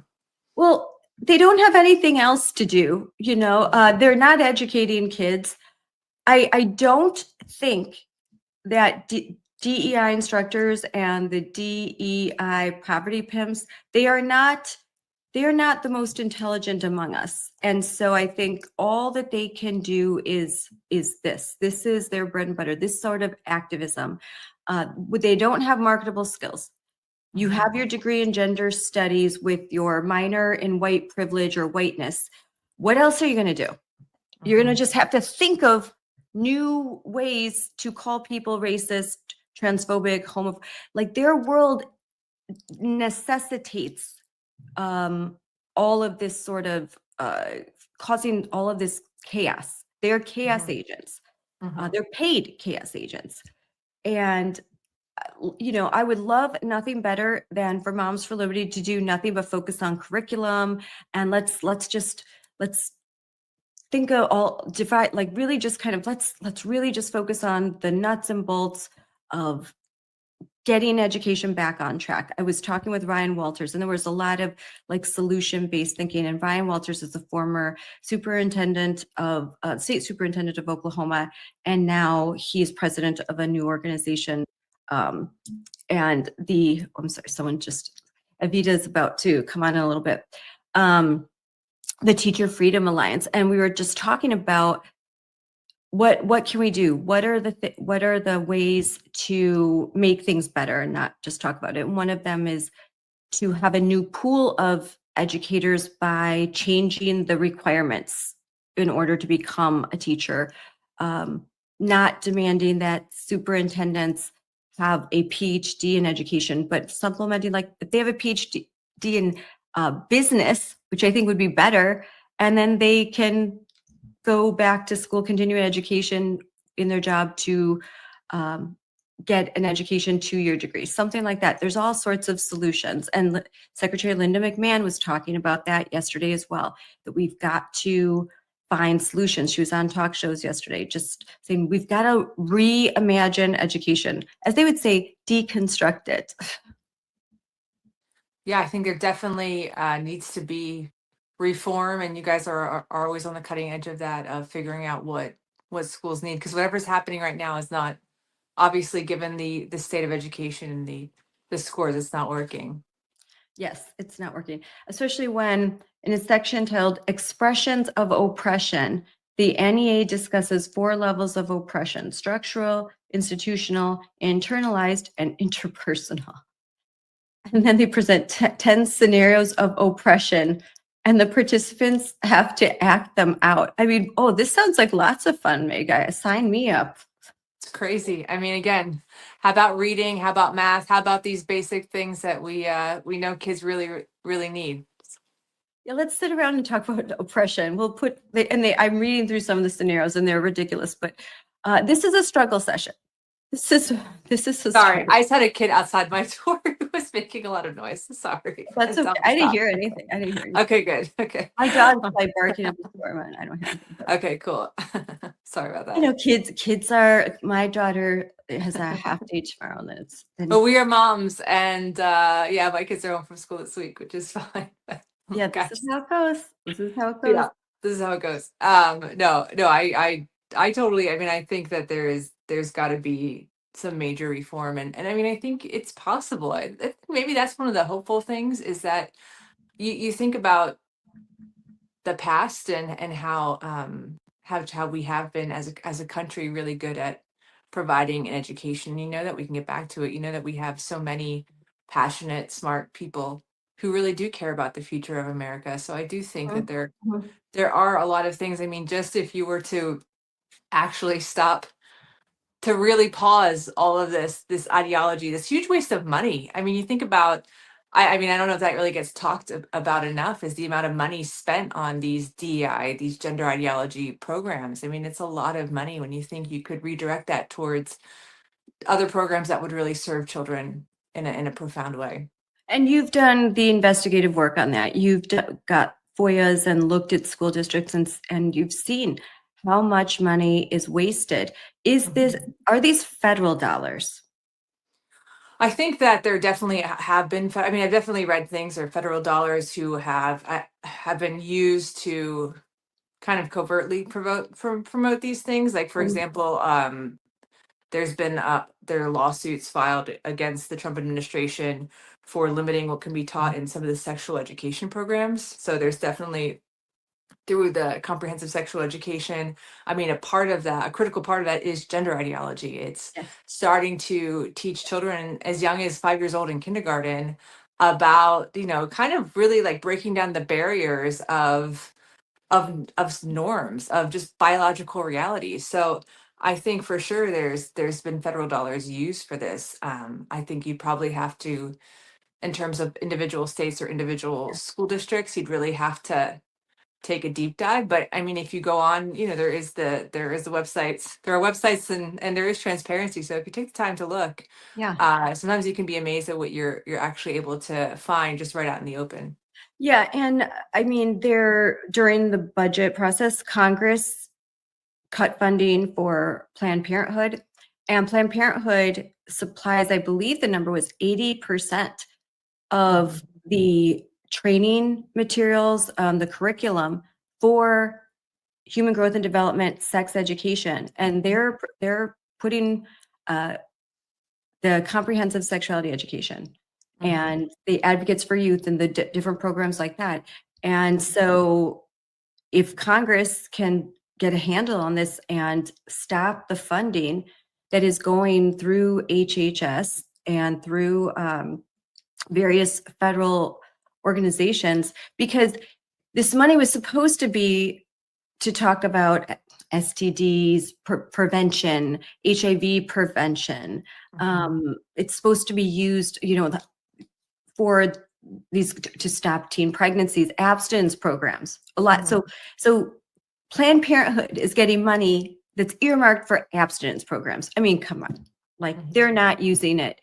They'll write the language, they'll write the grant proposal so it looks, but they're going to then develop ads that make Catholics, religious folks, parents that are on the right, villains. Oh, you're evil parents trying to stop you from getting an abortion, and they won't give you, they won't give you this, or they won't talk to you about that. We're the good guys. We're your friends. Like, it's very much grooming. Yeah, I mean, I did a story a couple months ago that was specifically on how the Philadelphia School District had used federal dollars from one of these sexual ed, HIV prevention type of grants to fund then the local Planned Parenthood to come in and train teachers on gender ideology. And so, I mean, the trainings were probably similar to what was expressed in those NEA trainings, just with teaching teachers to have quote unquote affirmative classrooms and kind of all the stuff you would imagine. So it's definitely something that has happened as much as it's happening now. I mean, it probably have to go state by state and see what's happening. I think probably states like Wisconsin, Pennsylvania, California, Washington State. I mean, those states are it's probably not making as much of a difference as perhaps in states that are more willing to uphold it. But when you see governors and state attorney generals filing lawsuits saying, no, we want our schools to be able to have gender ideology be taught to students, then you can imagine that it's probably really hasn't made too much of an impact in those places. Well, the Advocates for Youth is considered the gold standard and this is in documents for the Wisconsin State Education Department. We call it the Department of Instruction. They push comprehensive sexuality education. It was funded through federal grant dollars. The IDEA program. They take money that is, and this, the money that is earmarked for special ed kids, money earmarked, for health, that's all being hijacked. It's hijacked by these activist organizations, and then they purchase the curriculum, then they give it for free to the school districts, and then they're like, oh, this is free, this is great, this is wonderful. And then you find out what's in it. Now in Wisconsin, we're lucky, we have state statutes that have some limiting guidelines, though they are usurped constantly. But in Michigan, we talked about this on social media last week. The Michigan in 2024 stopped legislation that similar to Illinois, similar to California, that requires the use of comprehensive sexuality education, like requires it. So, and pushes it, and you have to, like, there's a complicated opt-out process. So they stopped it.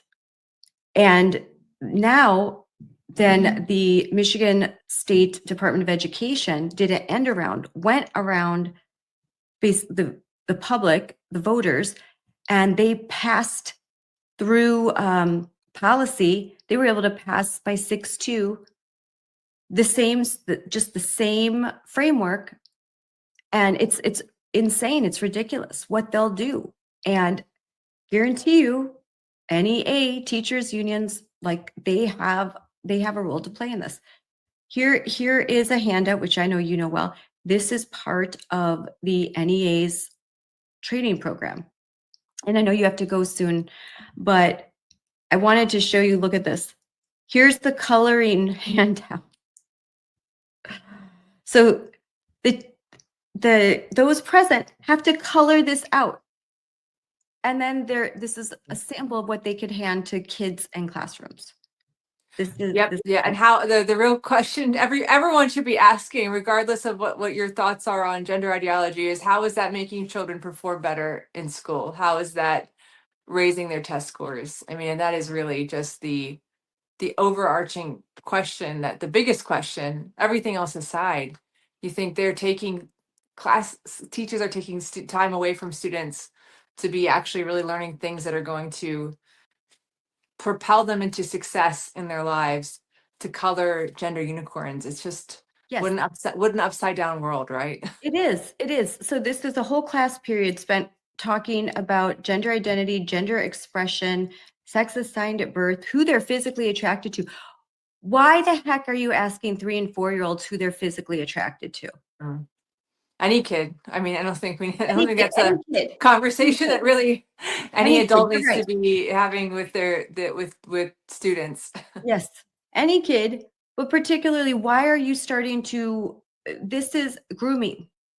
This is grooming kids. When we say grooming, it means you're grooming them to talk about these things at a very young age, so they feel comfortable talking about it. They overemphasize consent because I think it builds a framework to where kids can start to consent to adult relationships.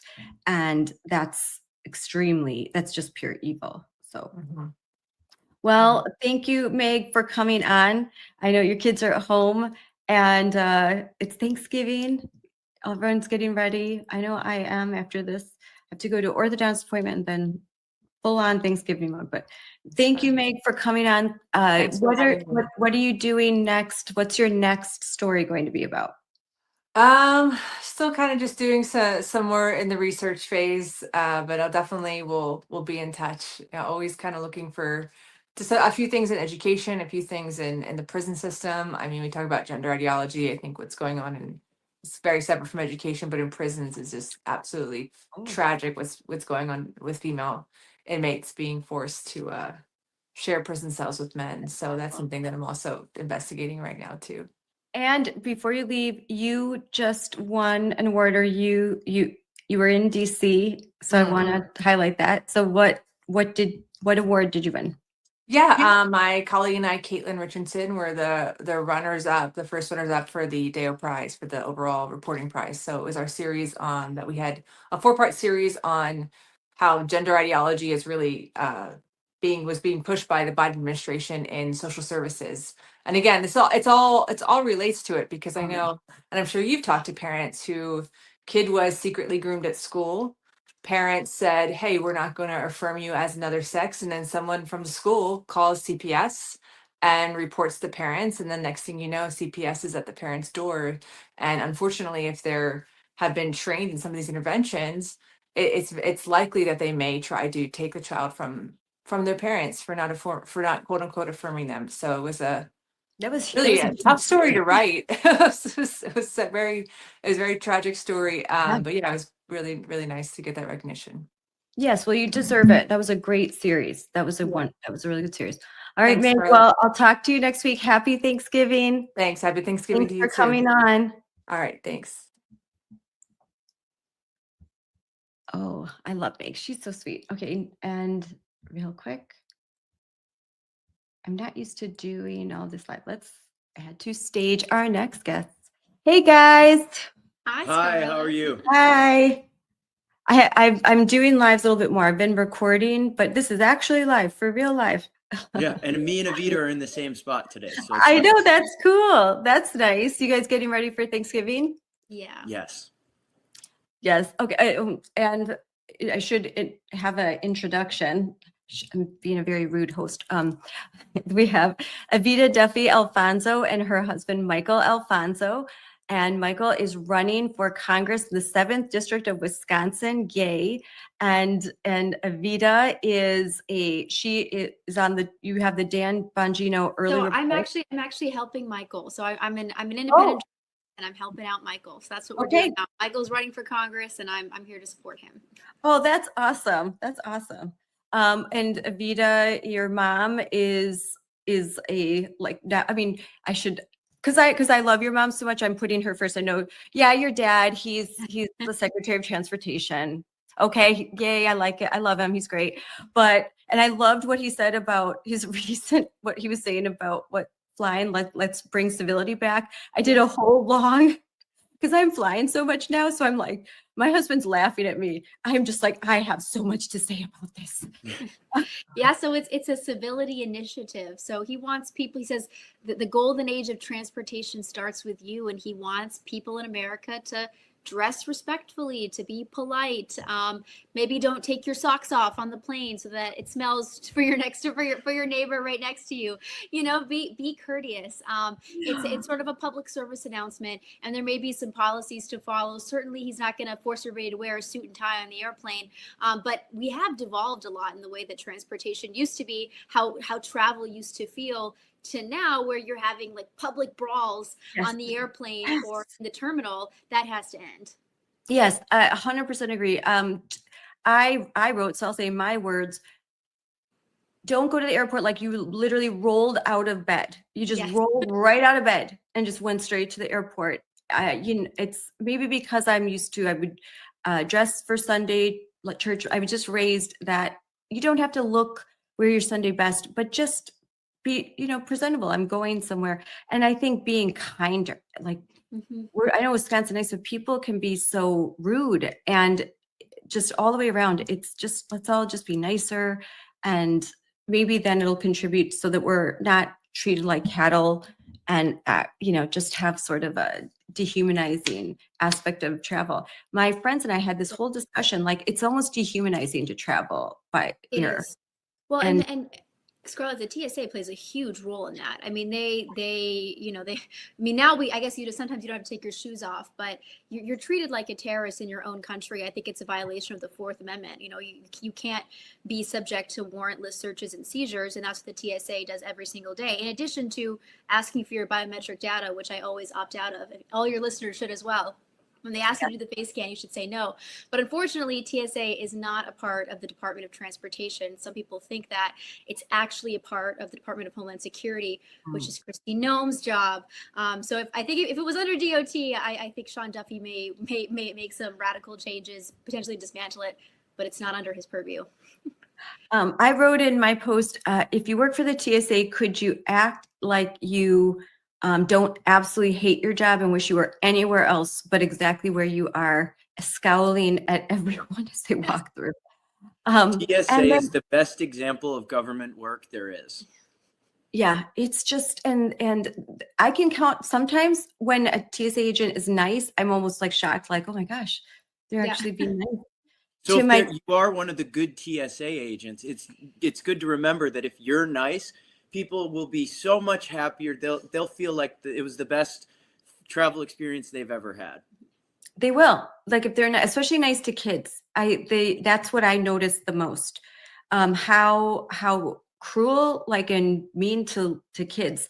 you didn't take out, kind of like rolling their eyes, sighing, yelling at kids who forget to take their laptop out of their bag or something. It's like, they're kids. Like, you could just be nice. Don't scare them.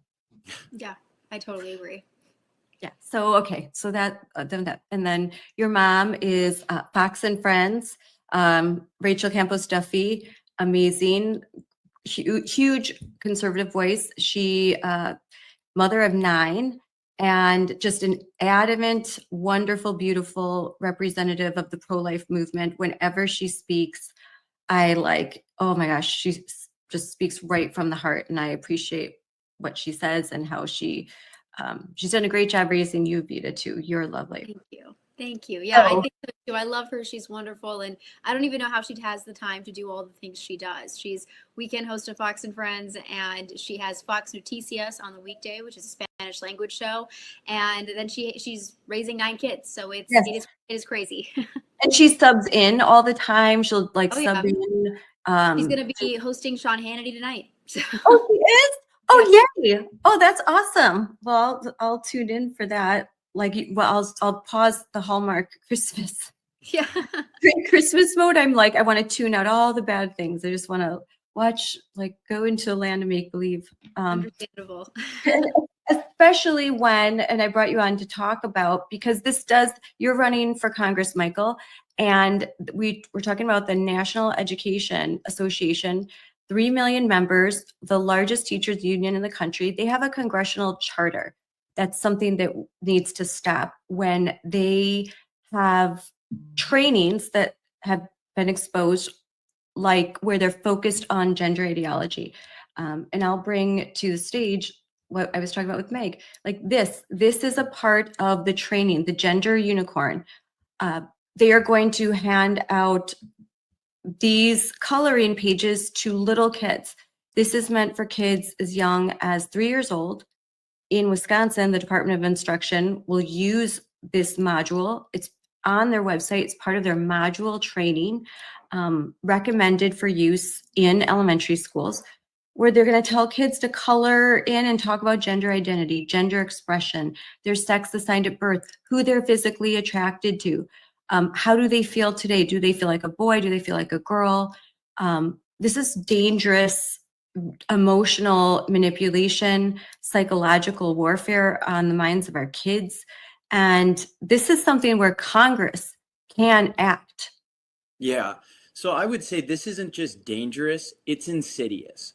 Anyone that wants to teach 3-year-olds about sex education, there is something wrong with them. Only in schools would we allow children to be taught about sex. Imagine if some random person off the street started talking to your 5-year-old about sex. What would we call that? We would call it grooming.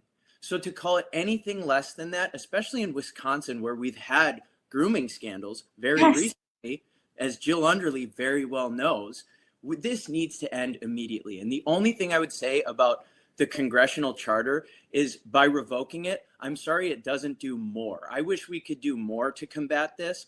It needs to be revoked immediately, but revoking it in essence only gets rid of the federal recognition of it. And I wish we could do more. Yeah, I think the moving towards the steps where we're dismantling the Department of Education, and that's going to require a congressional act at the end of the day, where we need to just defund the entire Department of Education, because it was created, it was a function of the teachers union, a wish list. And ever since then, it's been used as a way to funnel money into the Democratic Party and to platform and, funnel a lot of money into these crazy activist organizations that provide materials like this. Yeah, it's ridiculous. I mean, the federal government has no business in education whatsoever. And anything we can do to get rid of the Department of Education faster, we should do. And it's kind of a founding principle that our founding fathers knew very well. The further the government gets away from the people it governs, the easier it is for it to become tyrannical. So frankly, we need to make sure that the schools are at the worst controlled at the state level and at the best controlled by their local boards. Yes, 100% true. I know the Secretary of Education was on a bunch of talk shows this weekend, kind of talking about the dismantling, and she just said that, like, we've got to just give the money back to the states. We've got to decentralize education. We've got to be innovative. And what are some other ways we could be innovative at creating different pathways, right, for kids? Like maybe they don't go to a 4-year, maybe they do a 2-year. There's a lot of options. Yeah, and that's where school choice really comes into play. I would love to see the dollars follow the student rather than the school district. So these school districts, they know they have X amount of students, and they just say, whatever, we're going to get a certain amount of funding. Who cares how the students do in their educations? In fact, we'll actually get more money if our students perform worse, which is ridiculous. We need to make sure that the money follows the student. That way parents can keep their choices. And that's the only way to fix this situation. And so you're running for the seventh district. So if we were to lose seats in Wisconsin, House seats, and we were to lose a majority, I mean, what would happen? Well, I mean, it would be worrying. There's a lot of things that could happen. Right now we don't have the Supreme Court, which is very scary. We don't have the governorship. We currently have the Senate and the House, but some people think we might lose the Senate. I don't believe that. This talk of a blue wave, this was before Charlie Kirk got assassinated, before all sorts of young people have started working on grassroots, and people are very excited about this election. And Tony Evers, our governor, is doing everything he can to make people vote against him. He claims to be the education governor. He's the indoctrination governor. It's plain and simple. Yes, we've got a really important race. We've got a governor's race, so it's going to be high turnout. And there's a lot of scandal in Wisconsin. We've got right now a couple great candidates. And there's Tom Tiffany, who's the seat that he is the current congressman in the 7th district. Now he's running for governor. Very popular in Western Wisconsin, can possibly get a huge voter turnout. And he's not afraid to talk about these culture war issues. And neither is Josh Schulman, who's also running. So we are putting front and center education, culture war issues, which I think is important in this race, as well as economics. And Yeah. you talk to that very well as Gen Z. What is the message that you have and that Republicans should have in these elections about the economy? Well, and you can see it from 2024. It's running on the economy. It's running on MAHA. It's running on culture issues. I mean, we can run on multiple things all at once. And each voting demographic has something that's more important to them. So, for example, young people, we're really concerned about how we're going to buy a house, how we're going to afford anything right now. And I think Trump is doing a really good job. I mean, if you look at inflation numbers, they were 5.5% during the Biden administration. That's just the average. That's not even how high it got. And under Trump, it's 2%. Now, the thing to remember is inflation is a rate. So prices are still going up. They're just going up slower. So we need time for jobs to catch up to that. But I think one of the demographics that we should seek to really win over is suburban moms. And the education topics are where it matters. I mean, women they think about their children every single day. So if you want to win women over, you have to talk about the issues that matter to them. And right now, the Democrats are not the reasonable Democrats of the 1970s. No, they are radical gender ideology, racial warfare psychos. And that's the message that we need to deliver. No, they really are.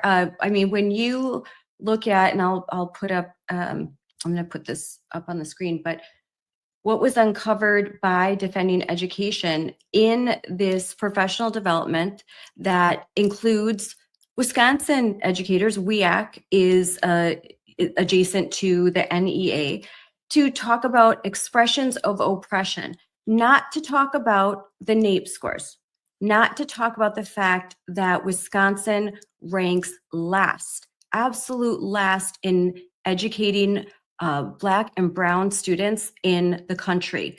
We only had, I believe it was 5% of Black children in fourth grade read at grade level in Wisconsin. That was the lowest. It's abysmal. Instead of discussing how can we teach kids to read, how can we help kids with math, how can we get them at grade level after we have a 10-year decline and a historic just plummet in these scores in America as far as American children. Yeah. They're talking about expressions of oppression, structural oppression, institutional oppression, internalized oppression, interpersonal oppression. And they're going to have teachers sit through struggle sessions where they give them 10 ridiculous scenarios, all of whom, I mean, several of them sound like they are specifically targeting Moms for Liberty. If this group of moms, whoever they may be, come to your school board meeting, this is what you should do. I mean, Well, congratulations. They're talking directly about you. You guys must be doing a great job. Well, and we were actually, Michael and I were reading into like the charter and what the NEA is supposed to be all about. They say that they're about elevating the character and advancing the interests of the profession of teaching and promoting the cause of education in the United States. And what's fascinating, Scarlett, is everything they vote on has nothing to do with children, with education, not even about the teachers themselves, their own collective bargaining. I mean, that's part of it, but they seem to be like almost laser focused on political ideology, indoctrination, supporting Democrat institutions. They voted to support the No Kings movement. They use the term fascist to describe President Trump. They're fighting against and creating workarounds to that SCOTUS ruling, which said that parents have the right to opt out of radical curriculums that go against religious beliefs. So these are crazy radical individuals who do not care at all about the education of children, which is what they were intended to be for. And you're right, WEAC is the affiliate of the NEA. And in Wisconsin, a lot of you remember just the way that our capital was occupied and destroyed in the Act 10 protests, the Scott Walker recall protests. The NEA through WEAC was funneling tons of money and resources and people to keep those radical protests going, which, by the way, Michael and I have said time and time again, that was the prequel to the BLM rioting. Yes. This is all the same thing. And it's a disgrace that they have a federal charter. It is. Becky Pringle spoke in July at their national conference, and she sounded as if she was at a tent revival. Yeah. So she might, like just unglued, ranting, raving about her hatred for Trump and how they have to get Trump. And at some point, when in a session, a teacher from Texas said, could we talk about strategies for success for kids as far as reading and math? And that teacher that asked that innocent question was told, no, shut up. We don't have time for that. We've got to get Trump. Yeah. How can this organization have a congressional charter? And it's unreal. They called voters, people that voted for Trump, villains in this training document. They call them villains. So parents, if you vote for Trump, you're a villain. You're a bad guy. That is not appropriate. It's not appropriate at all, but it's especially not appropriate when these are the people that our kids are going to spend time with, a lot of time with, for a whole year. And that's scary to me. Go ahead, Michael. Well, this is the danger of bureaucratic and even political experience. These people are in their jobs for 20 years, and all they do is try to find a new way to justify their six-figure salary. It's ridiculous. Anyone with common sense could walk into the education department and say, I think the three most important things, and really the three only things to teach kids, are reading, writing, and math. If they can't do that, what are you doing? Yes. Well, and Scarlett, I'll just add that why are the teachers radical? Well, I mean, of course, we have these institutions. The NEA is the largest teachers union in the country, but also the teachers' colleges are radical as well. I think a lot of this, we focus on the childhood education part of it, and that's super important. But another big issue is that our college system, the university system is entirely broken. And they're the ones that are producing these radical teachers who are then indoctrinating the youth of America. And a lot of these schools get federal funding, and they sit on billion-dollar endowments that are exempt from taxes. So it's kind of absurd that we aren't going after the colleges as well. They have to be part of this conversation because they are entirely broken and are the source really of the problem. Yeah, and then there are in order to become a superintendent of a district, there'll be requirements that you have to have a PhD in education. And in order to be a licensed teacher, you have to go through such and such college of education. I think that we need to change those standards so that we can hire somebody who has a degree in history to be a social studies teacher. And that way just kind of bypass some of the colleges of education, which are the most radical. Now, there's cultural Marxism in Madison, in pretty much whatever you're doing, but it is deeply, deeply entrenched in education. I mean, the number one book for those who are education majors is Pedagogy of the Oppressed by Paulo Freire. And it's a Marxist guide that was praised by Chairman Mao. Yep. This is their Bible. This book is their Bible. They view teaching as political. And again, the NEA, there was a teacher that was a recipient of Teacher of the Year, and she said, teaching is political. Right there, out loud, teaching's political. And gee, I wonder what side they're on. Yeah, well, actually, I was homeschooled. My dad never went to college. He taught me math. And when I went into high school, I was 2 grades ahead in math. Turns out you don't need a degree to teach people, especially at the lower levels. I mean, come on. Who among us doesn't know how to read, write, or do math? It's a joke that they require these degrees. And the only reason they do it is so that they have extra time to indoctrinate these people coming into the school system. And you're right about homeschooling. We have to protect homeschooling because it is under assault. And Wisconsin, a lot of homeschooling associations have fought very hard for the gains that we have in Wisconsin. And I talk to homeschooling moms all the time that are very nervous about the encroachment of the federal government and state government on what they're doing. So we have to be vigilant about protecting the rights of homeschooling families. Yeah, I guess the federal government and the state government just wants to make sure that they're the ones teaching your kids how not to read. I also say, Scarlett, like when we're talking about the education system and the rot, like there is, and this is like so much deeper, and it's hard to even address with policy prescriptions. But when the university system began in the Middle Ages, it was it began with monks in monasteries where people were seeking the truth, as in the truth of Jesus Christ. And in the original institutions of our country, I'm thinking about Harvard and Yale and all the Ivy Leagues, their founding principles were in the Christian faith and in seeking truth itself, which is God himself. And they have completely abandoned that guiding light, that guiding principle. And instead, they teach people that truth doesn't exist at all. And you get postmodernists like Foucault and Derrida in the education system, which radicalize young people into really, believing that it's impossible to find the truth, that you can seek out your truth, and that it's all about this cultural Marxist indoctrination, which is inherently actually anti-Christian. So there's a spiritual rot as well. And I think as taxpayers, we should not be funding institutions at all who have abandoned the truth itself. Even Harvard had to explicitly edit its statement, its foundational statement, to take out Jesus Christ from it. That's a huge problem. That's actually the source.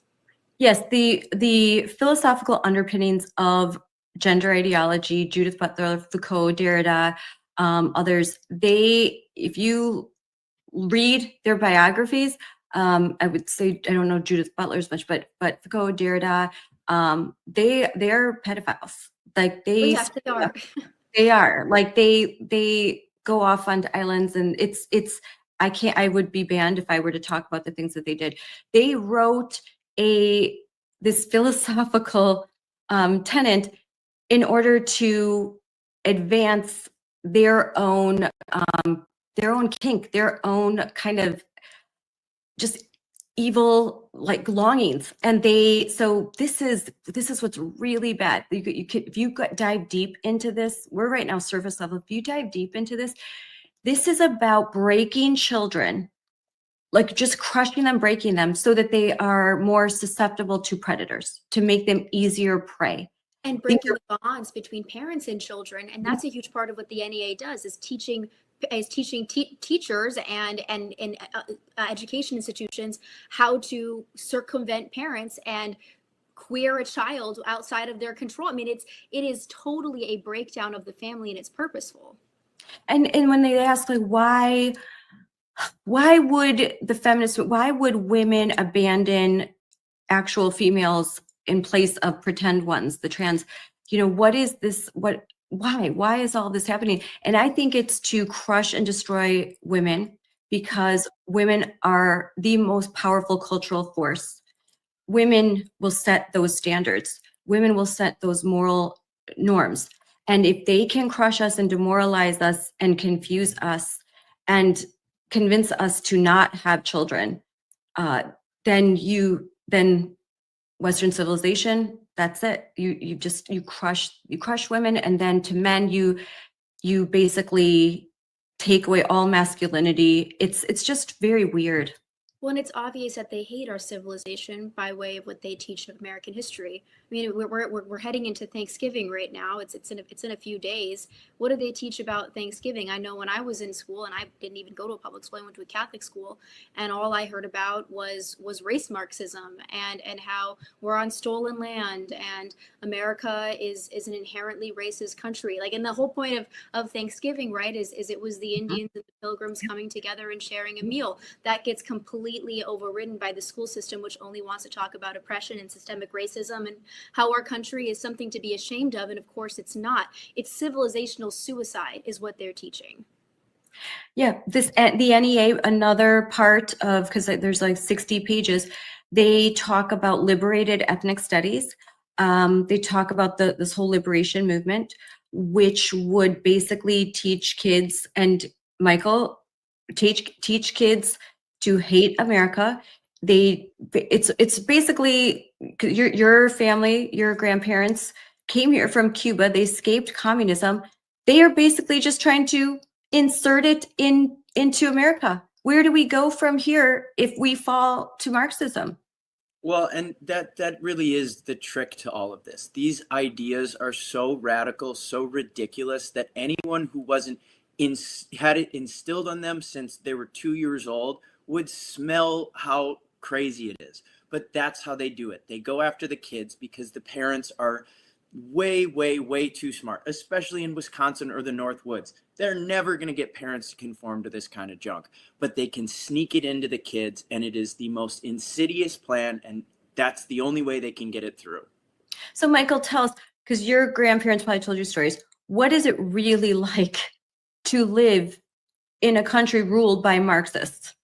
It's a nightmare. And my grandparents were lucky enough to get out before the borders were shut and everyone was locked in, but you can see the writing on the wall. Cuba was an amazing country in 1920. It was just ticking up and up and up, and it reached this point where everybody got so complacent. They're like, we have our freedoms, we can do anything we want. Let's start talking about the oppressed classes and making everything a race lens or a class lens. And that's how it happens. It's slowly but surely. And if you're lucky, you see the writing on the wall. But America is the last bastion of freedom. My grandparents had somewhere to run to. We do not. This is the final frontier. We can never, ever let them win. And there's such thing, I mean, Michael, your dad talks all the time about like the lie of equity, right? People naturally want there to be equality and for everybody to have a chance, and they will twist that sentiment into this idea that everything should be equitable. And the problem is that what collectivism does every single time is create equitable suffering for everybody. So no one's happy, but we're all not happy, so I guess it's equal or equitable, and it's really a miserable existence. People are, I mean, in Venezuela right now, people are eating dogs and rats and selling their own children. I mean, there's a nightmare anywhere communism is tried. Yes, and equity in education means our kids are equally not prepared for We all school. can't read. They all can't read. You know, before there was certain groups that couldn't read and we should help them, but instead it's like, no, we need equity, so we're going to make sure everyone is equally unable to read, illiterate, and not reading a grade level, not able to do math. You know, where you hear stories in California where graduating seniors can't do second grade math, 20%, and 60% can't do 8th grade math, and they require a year or two of remedial math and remedial English. So it's a 4-year degree, supposedly. If you have to spend 2 years just doing remedial work, that now becomes 6 years. How much debt are you going into?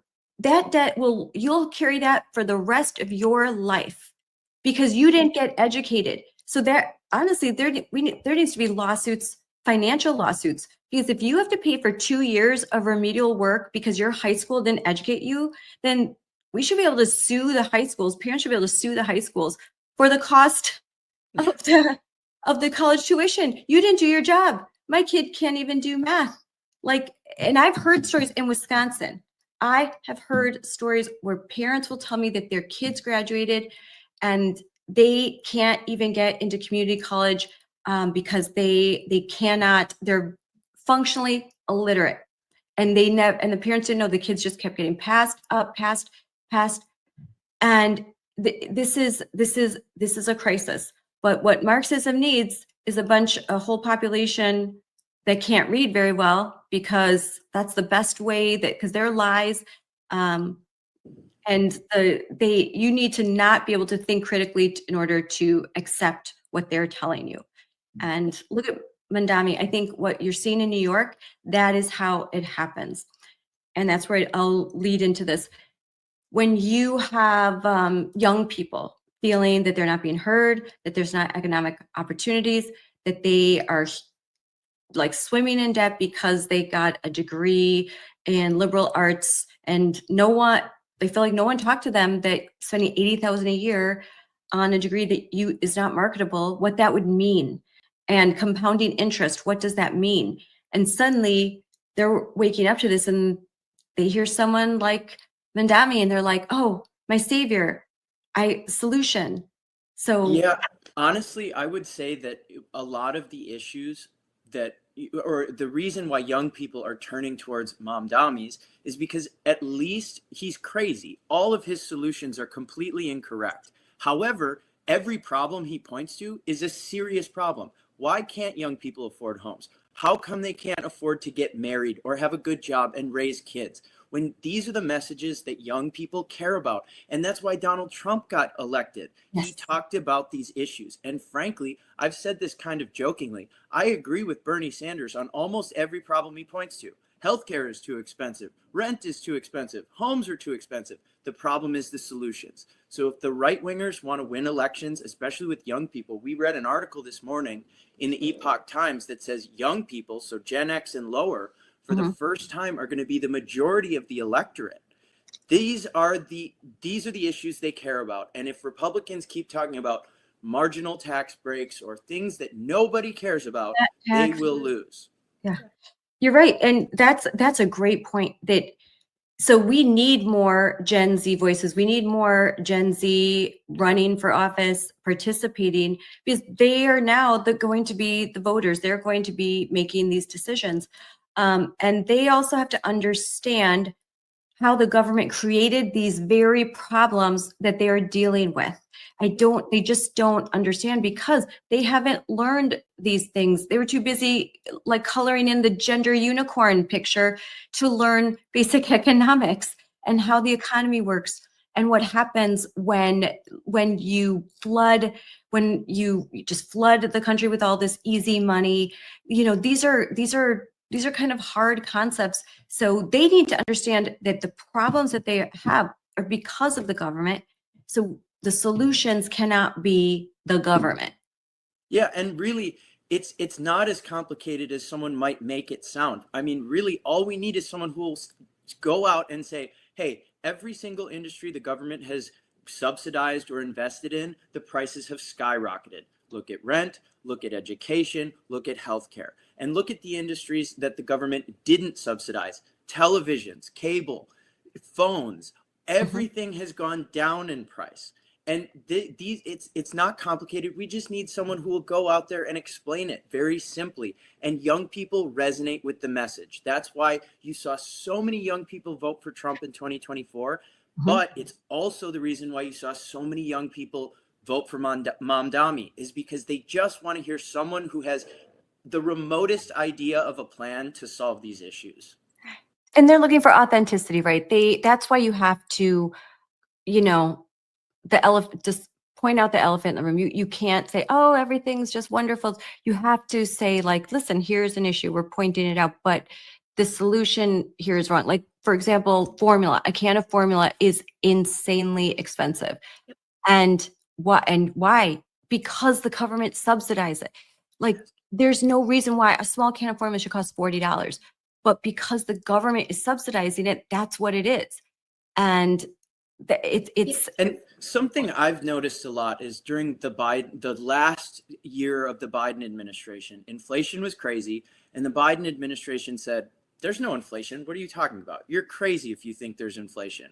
And I've seen some Republicans who've kind of taken that approach, saying prices aren't up. No, they are. But the reason they're up is because of Biden. This inflation, if you look at it on a graph, has been going down, but prices are still going up. It takes a while for the economy to get back. And frankly, Secretary Bessent has been saying we project almost 6% GDP growth. That's how we come back from inflation. The path down is very quick and very easy, but the path up takes time. So it's important for anyone who's running on the Republican side to say, yes, prices are up, but their wages are starting to come up. They're starting to follow. They're slightly slower, but have faith. Things are getting better. They really are. Just look at gas prices. They're already down. Yeah, they are. The gas prices are down. Anecdotally, I'll say, because my daughter is moving back to Wisconsin, and we're like just starting to peak at the housing market.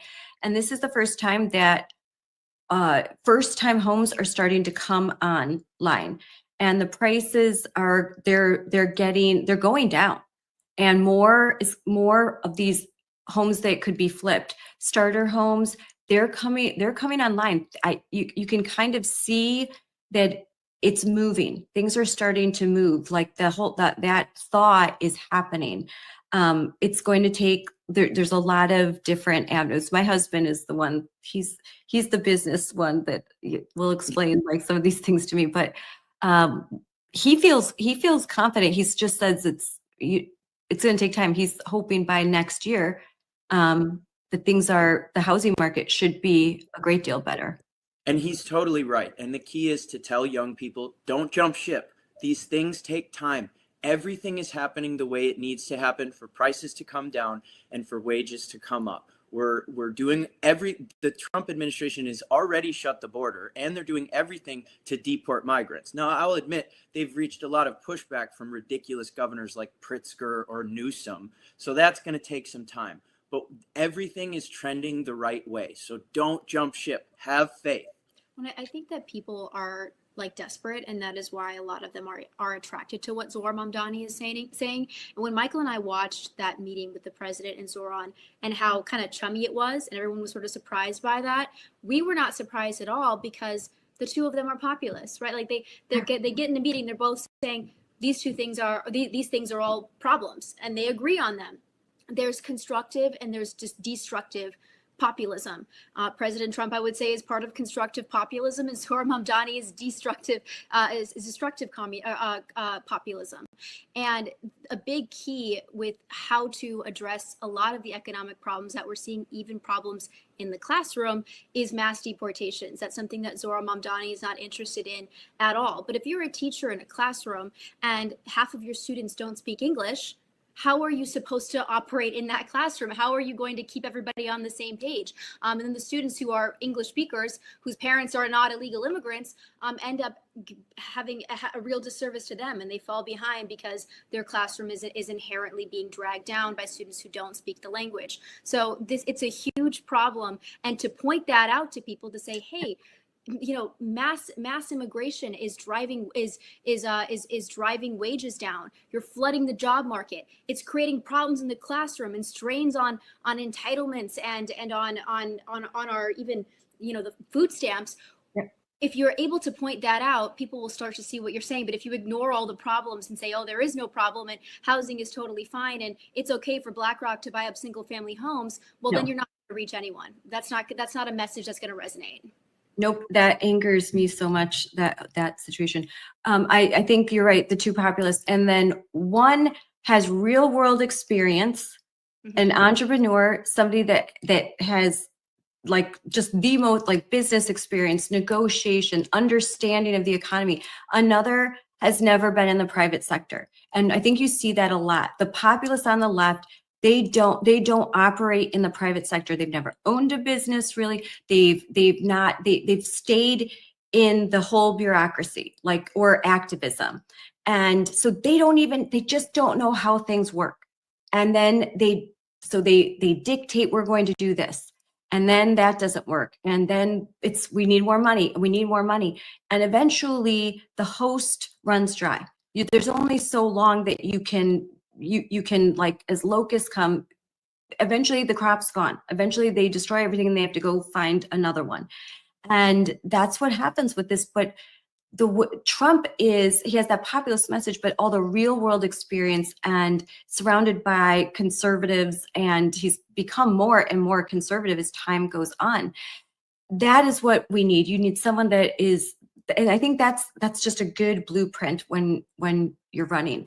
Honestly, I would say, I don't even think it's Trump's experience. I think it comes from the fact that he's an American. His parents were American. He understands what makes this country great. Zohran Mamdani is a Muslim Marxist from Uganda. He doesn't understand American principles. So yeah, it's great to have people who, have worked in the private sector for 60 years and are billionaires, but it's not complicated. You just have to understand that we're Americans. We fix problems on our own. We don't get the government involved in every single little thing because it messes up everything it does.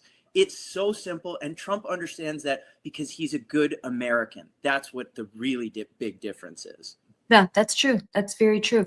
And the other thing with Mamdani that we have to contend with the fact that the media he made him to be a pop like icon. You saw that the people, influencers voting for him, they've got high-end bags, they've got, the newest phone they're like, they kind of made it this sort of trendy thing, like voting for him is really cool, because they're going to be the Marie Antoinettes of this. Like, they get to, they're going to be on this other level in communism. There's this small group that gets to live better than everyone else. And, so it was just so fake. And that was really phony. And I think that some kids sort of fell for that. Like, oh, it was the cool thing to do. Oh, he's so edgy. Well, he comes from an upper class background, as with many of his supporters. And what's interesting is he wants to, have free transit in the city. And so all these buses are now, of course, going to be full of homeless people who are just going to live in the heated buses. It's going to be a lot less safe, a lot more crowded. And these people who supported him, these elites in New York, including him, do not take public transit. Nope. So they're not going to experience that at all. It's sort of like, okay, yeah, we're going to feel good because we're making it free without contending with any of the consequences of it. But this is, of course, really what communists always do. Collectivists throughout human history have been sort of this upper crust elite class who feel sort of shameful and guilty about their station in life. And so they think that they're helping the underclasses when in fact they are, of course, impoverishing and creating suffering for everyone. And that's what I think is about to happen in New York. And so I hope that maybe that can be ground zero for everybody seeing how bad collectivism is, and we don't want to try it anywhere else. But again, I don't know if that's going to happen, because his messaging was excellent. I do think that it was. He did a great job. He was, I mean, if you think about what was Andrew Cuomo running on, I don't even know. Like, his slogan was completely forgettable. His slogan was, "At least I'm not Mamdani." The coloring of his Brandon was That's true. Zohran Mamdani had excellent signs. He was talking about affordability. There was a coolness factor that I think Republicans need to replicate. I mean, they really do. They do. We we can do it better because, of course, our solutions are real solutions. They actually work. They actually work. So I think you're right, Evita. That's 100% a great point. You may not like the message and you may not love the messenger, but that the message was that it looked, the aesthetic of it and the campaign that he ran, you can't deny that he ran a good campaign. The aesthetic was good. The solutions are terrible, but the message that he was trying to get across, some of the core tenets of that, people felt it. It resonated.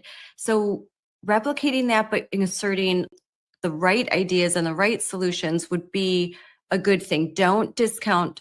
I wouldn't completely discount that. And I think I hear people that do like, oh, it's a one-off. Oh, that's just New York. Oh, just blue.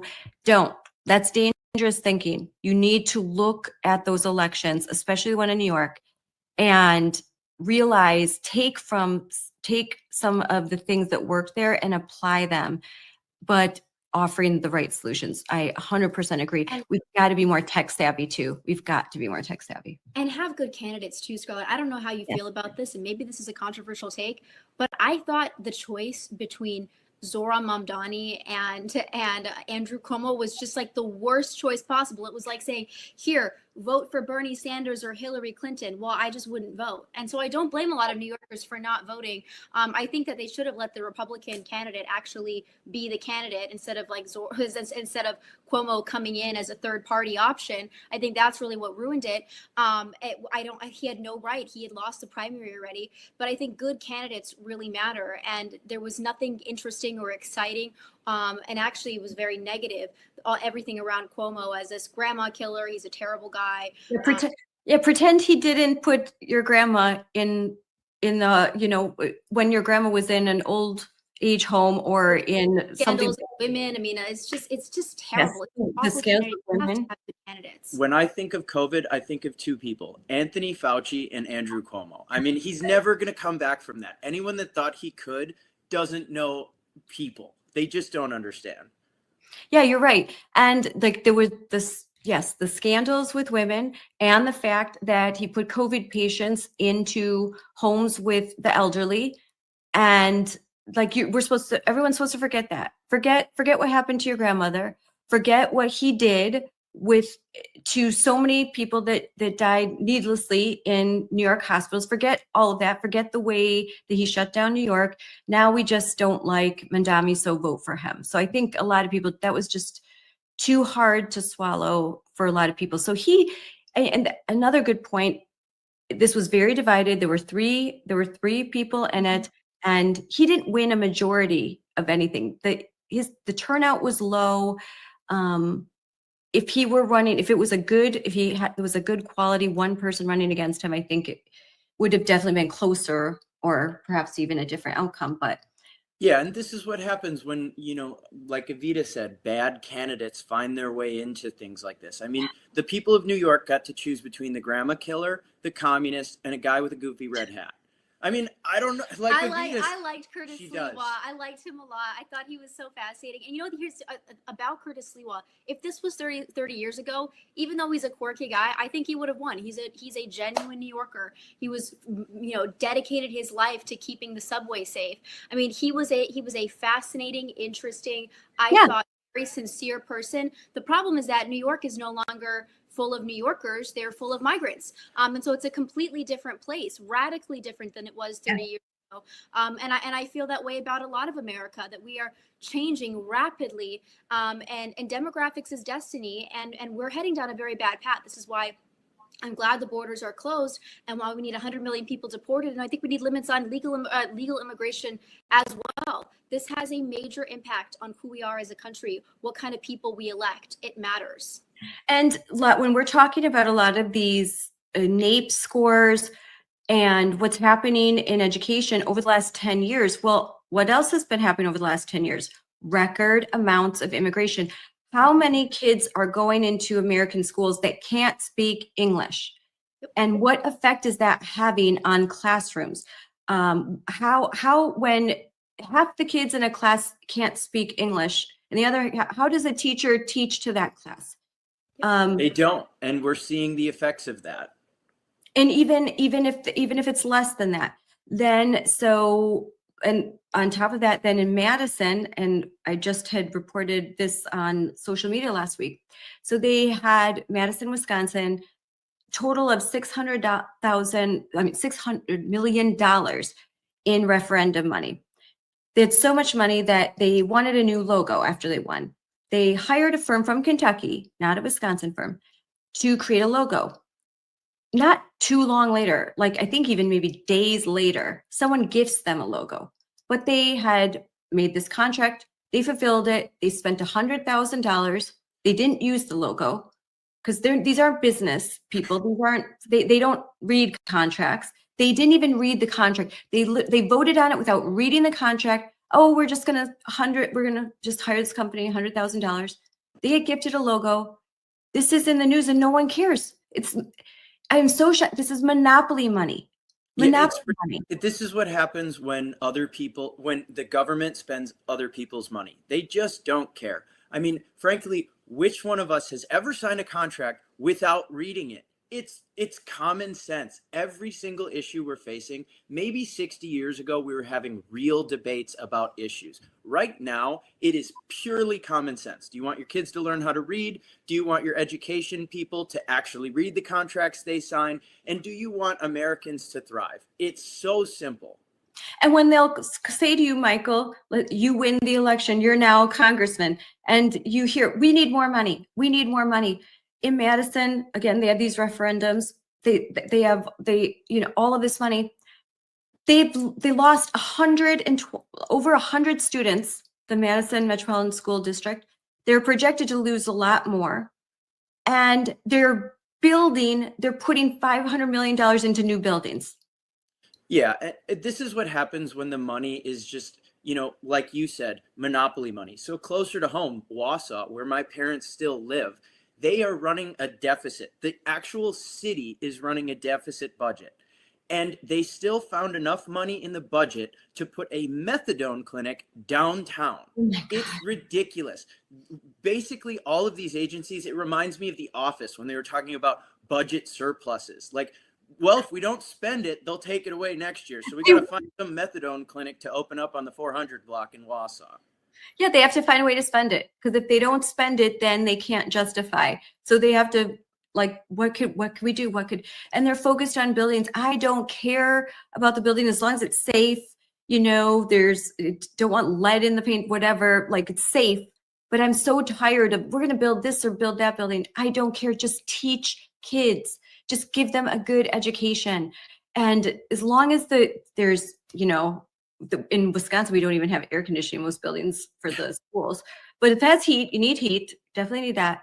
But if it's a safe building, well-maintained, heat, I don't care about the buildings. Educate kids. But all they ever focus on is, let's get a new curriculum. Let's bring in another equity firm. Let's build more buildings. Because that's easier to do than solve the actual difficult crisis that children can't read. That's hard to do. But it's not as hard as people think. If you just do the work and you get a good teacher. There's so many stories where kids go to a charter school, or they school choice to go to private school, and they're in a year, everything can be turned around and they can start that path. So and even if they've graduated, we need to come up with ways. If a kid's graduating and didn't get that education they need, I think we can come up with solutions for them so that they don't have to feel alone. They don't have to feel like they're going to be left behind. I also think we should be able to sue school districts, because if my kid graduates and goes to college and they have to spend the first 2 years just getting a remedial education, meaning they're in college for 6 years, I want to sue the school district for not doing their job and leaving my kid with the tab. Well, one of the advantages, and as much as I hate the education department and I would like to see it gone, at least while it's in place, we should start restricting the money to the places where schools aren't learning how to read. Yeah. Hey, if you're not teaching students how to read or do math, we're not going to continue funding you. We're not going to give you more money so you can hire more administrators and more guidance counselors that don't actually teach anything. Yeah, that's a good point. We just have to, there's think tanks all over. Like I think we have to just come up with common sense solutions. But the number one thing is cut off the money. That's all they care about. Money is the only language that they speak. They're going to continue on with the gender unicorns until they lose the funding, until they lose their charters, and until we, just get rid of the Department of Education. And that's why you need elected officials who really mean business and aren't afraid about losing the next election. I mean, look at the backlash Scott Walker had when he even mentioned teachers' unions and collective bargaining rights. This is the kind of battles that every congressperson, every state assemblyman, state senator, and every governor needs to know that they're going to take on regardless of what happens to them in the future, because it's not about you. You're a representative. You need to do what's right no matter what happens. And that's why it's so important to have Christian leaders who understand why the things they're voting for are important. All right. And so as we come to the end, Michael and Evita, what is Moms for Liberty? We're focused on education and parental rights, and at the state level, at the national level, at the local level, though, at school board level too.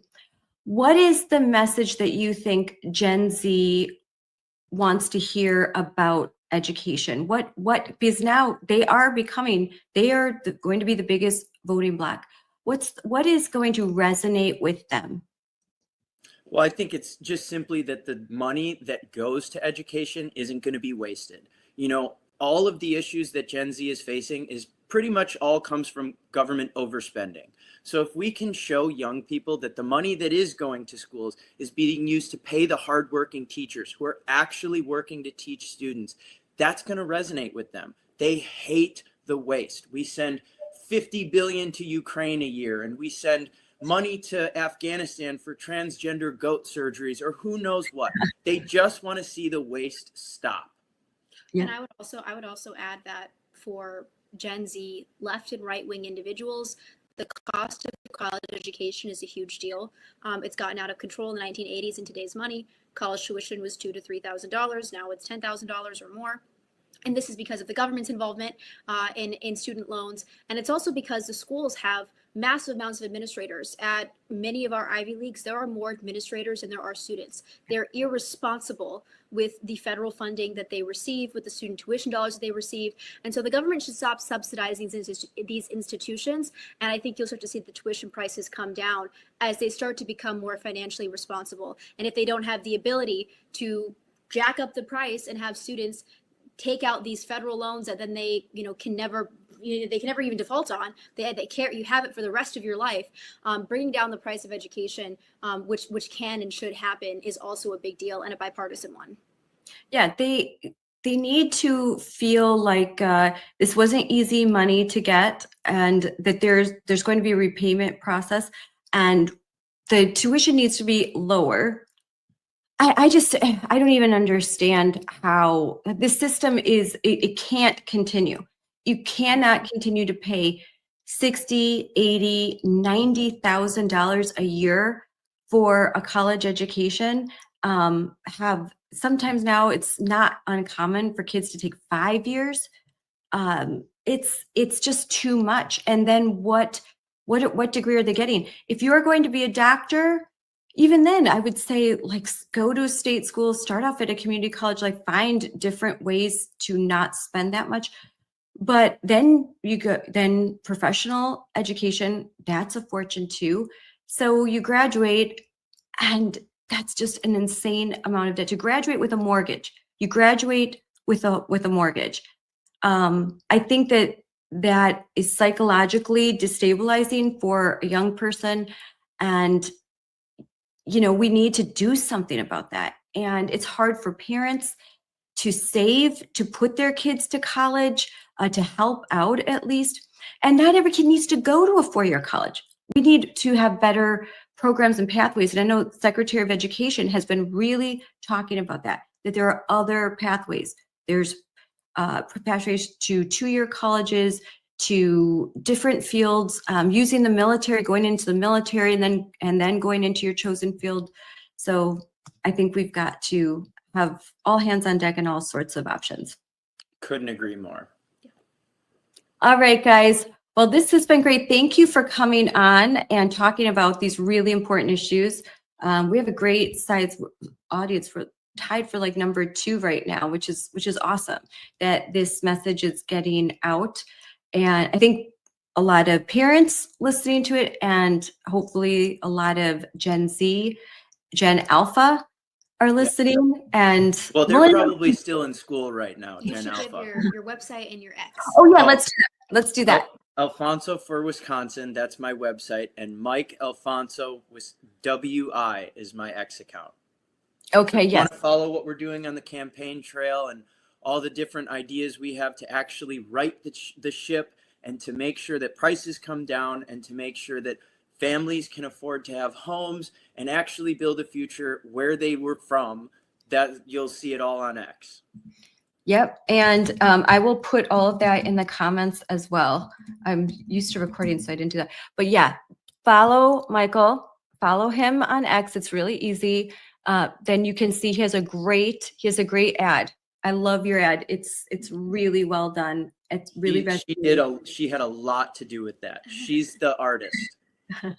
great job. We so appreciate you, Scarlett. You're amazing. You're an American patriot. Like I said, last time, you're like Google with all the facts, everything. You got it all down. So I would love, Scarlett, I would like to see you run for office someday. I don't know if that's going to happen. Oh, your mom has said that to me as well. It could happen. It could happen someday.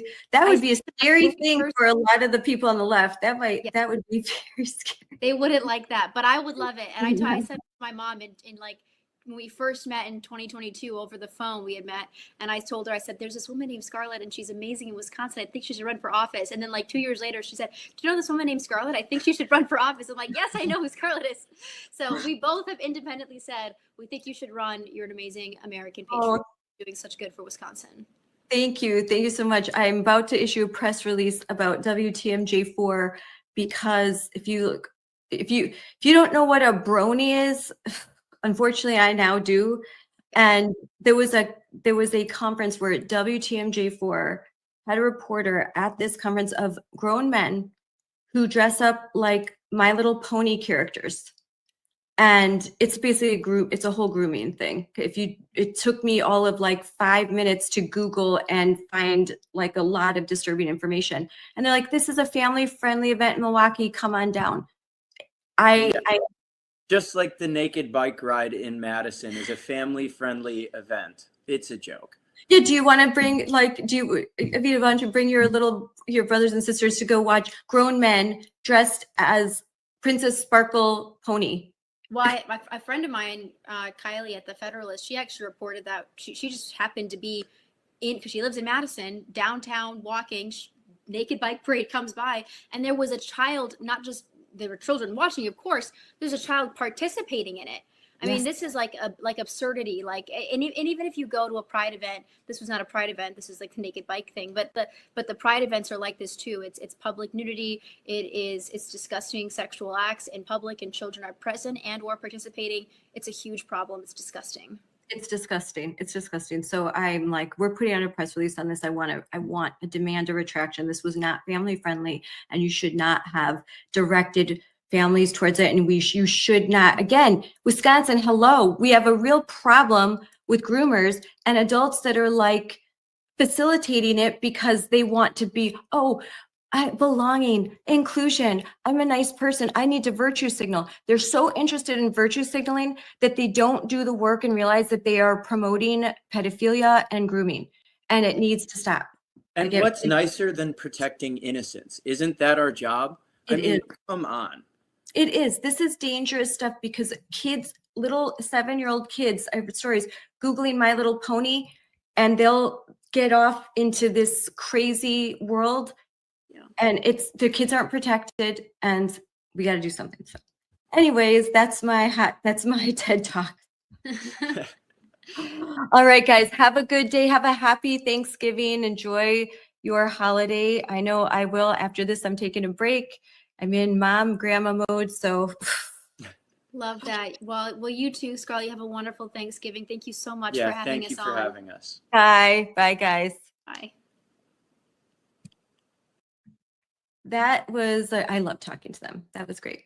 So thank you all for tuning into this live stream. We are going to re-air this tomorrow. And along with, I have a conversation with Ryan Walters, which is really good with the Teacher Freedom Alliance. So this is Scarlett Johnson Unleashed, presented by Moms for Liberty. Thanks for joining. And remember, you got to keep fighting for kids. Bye now.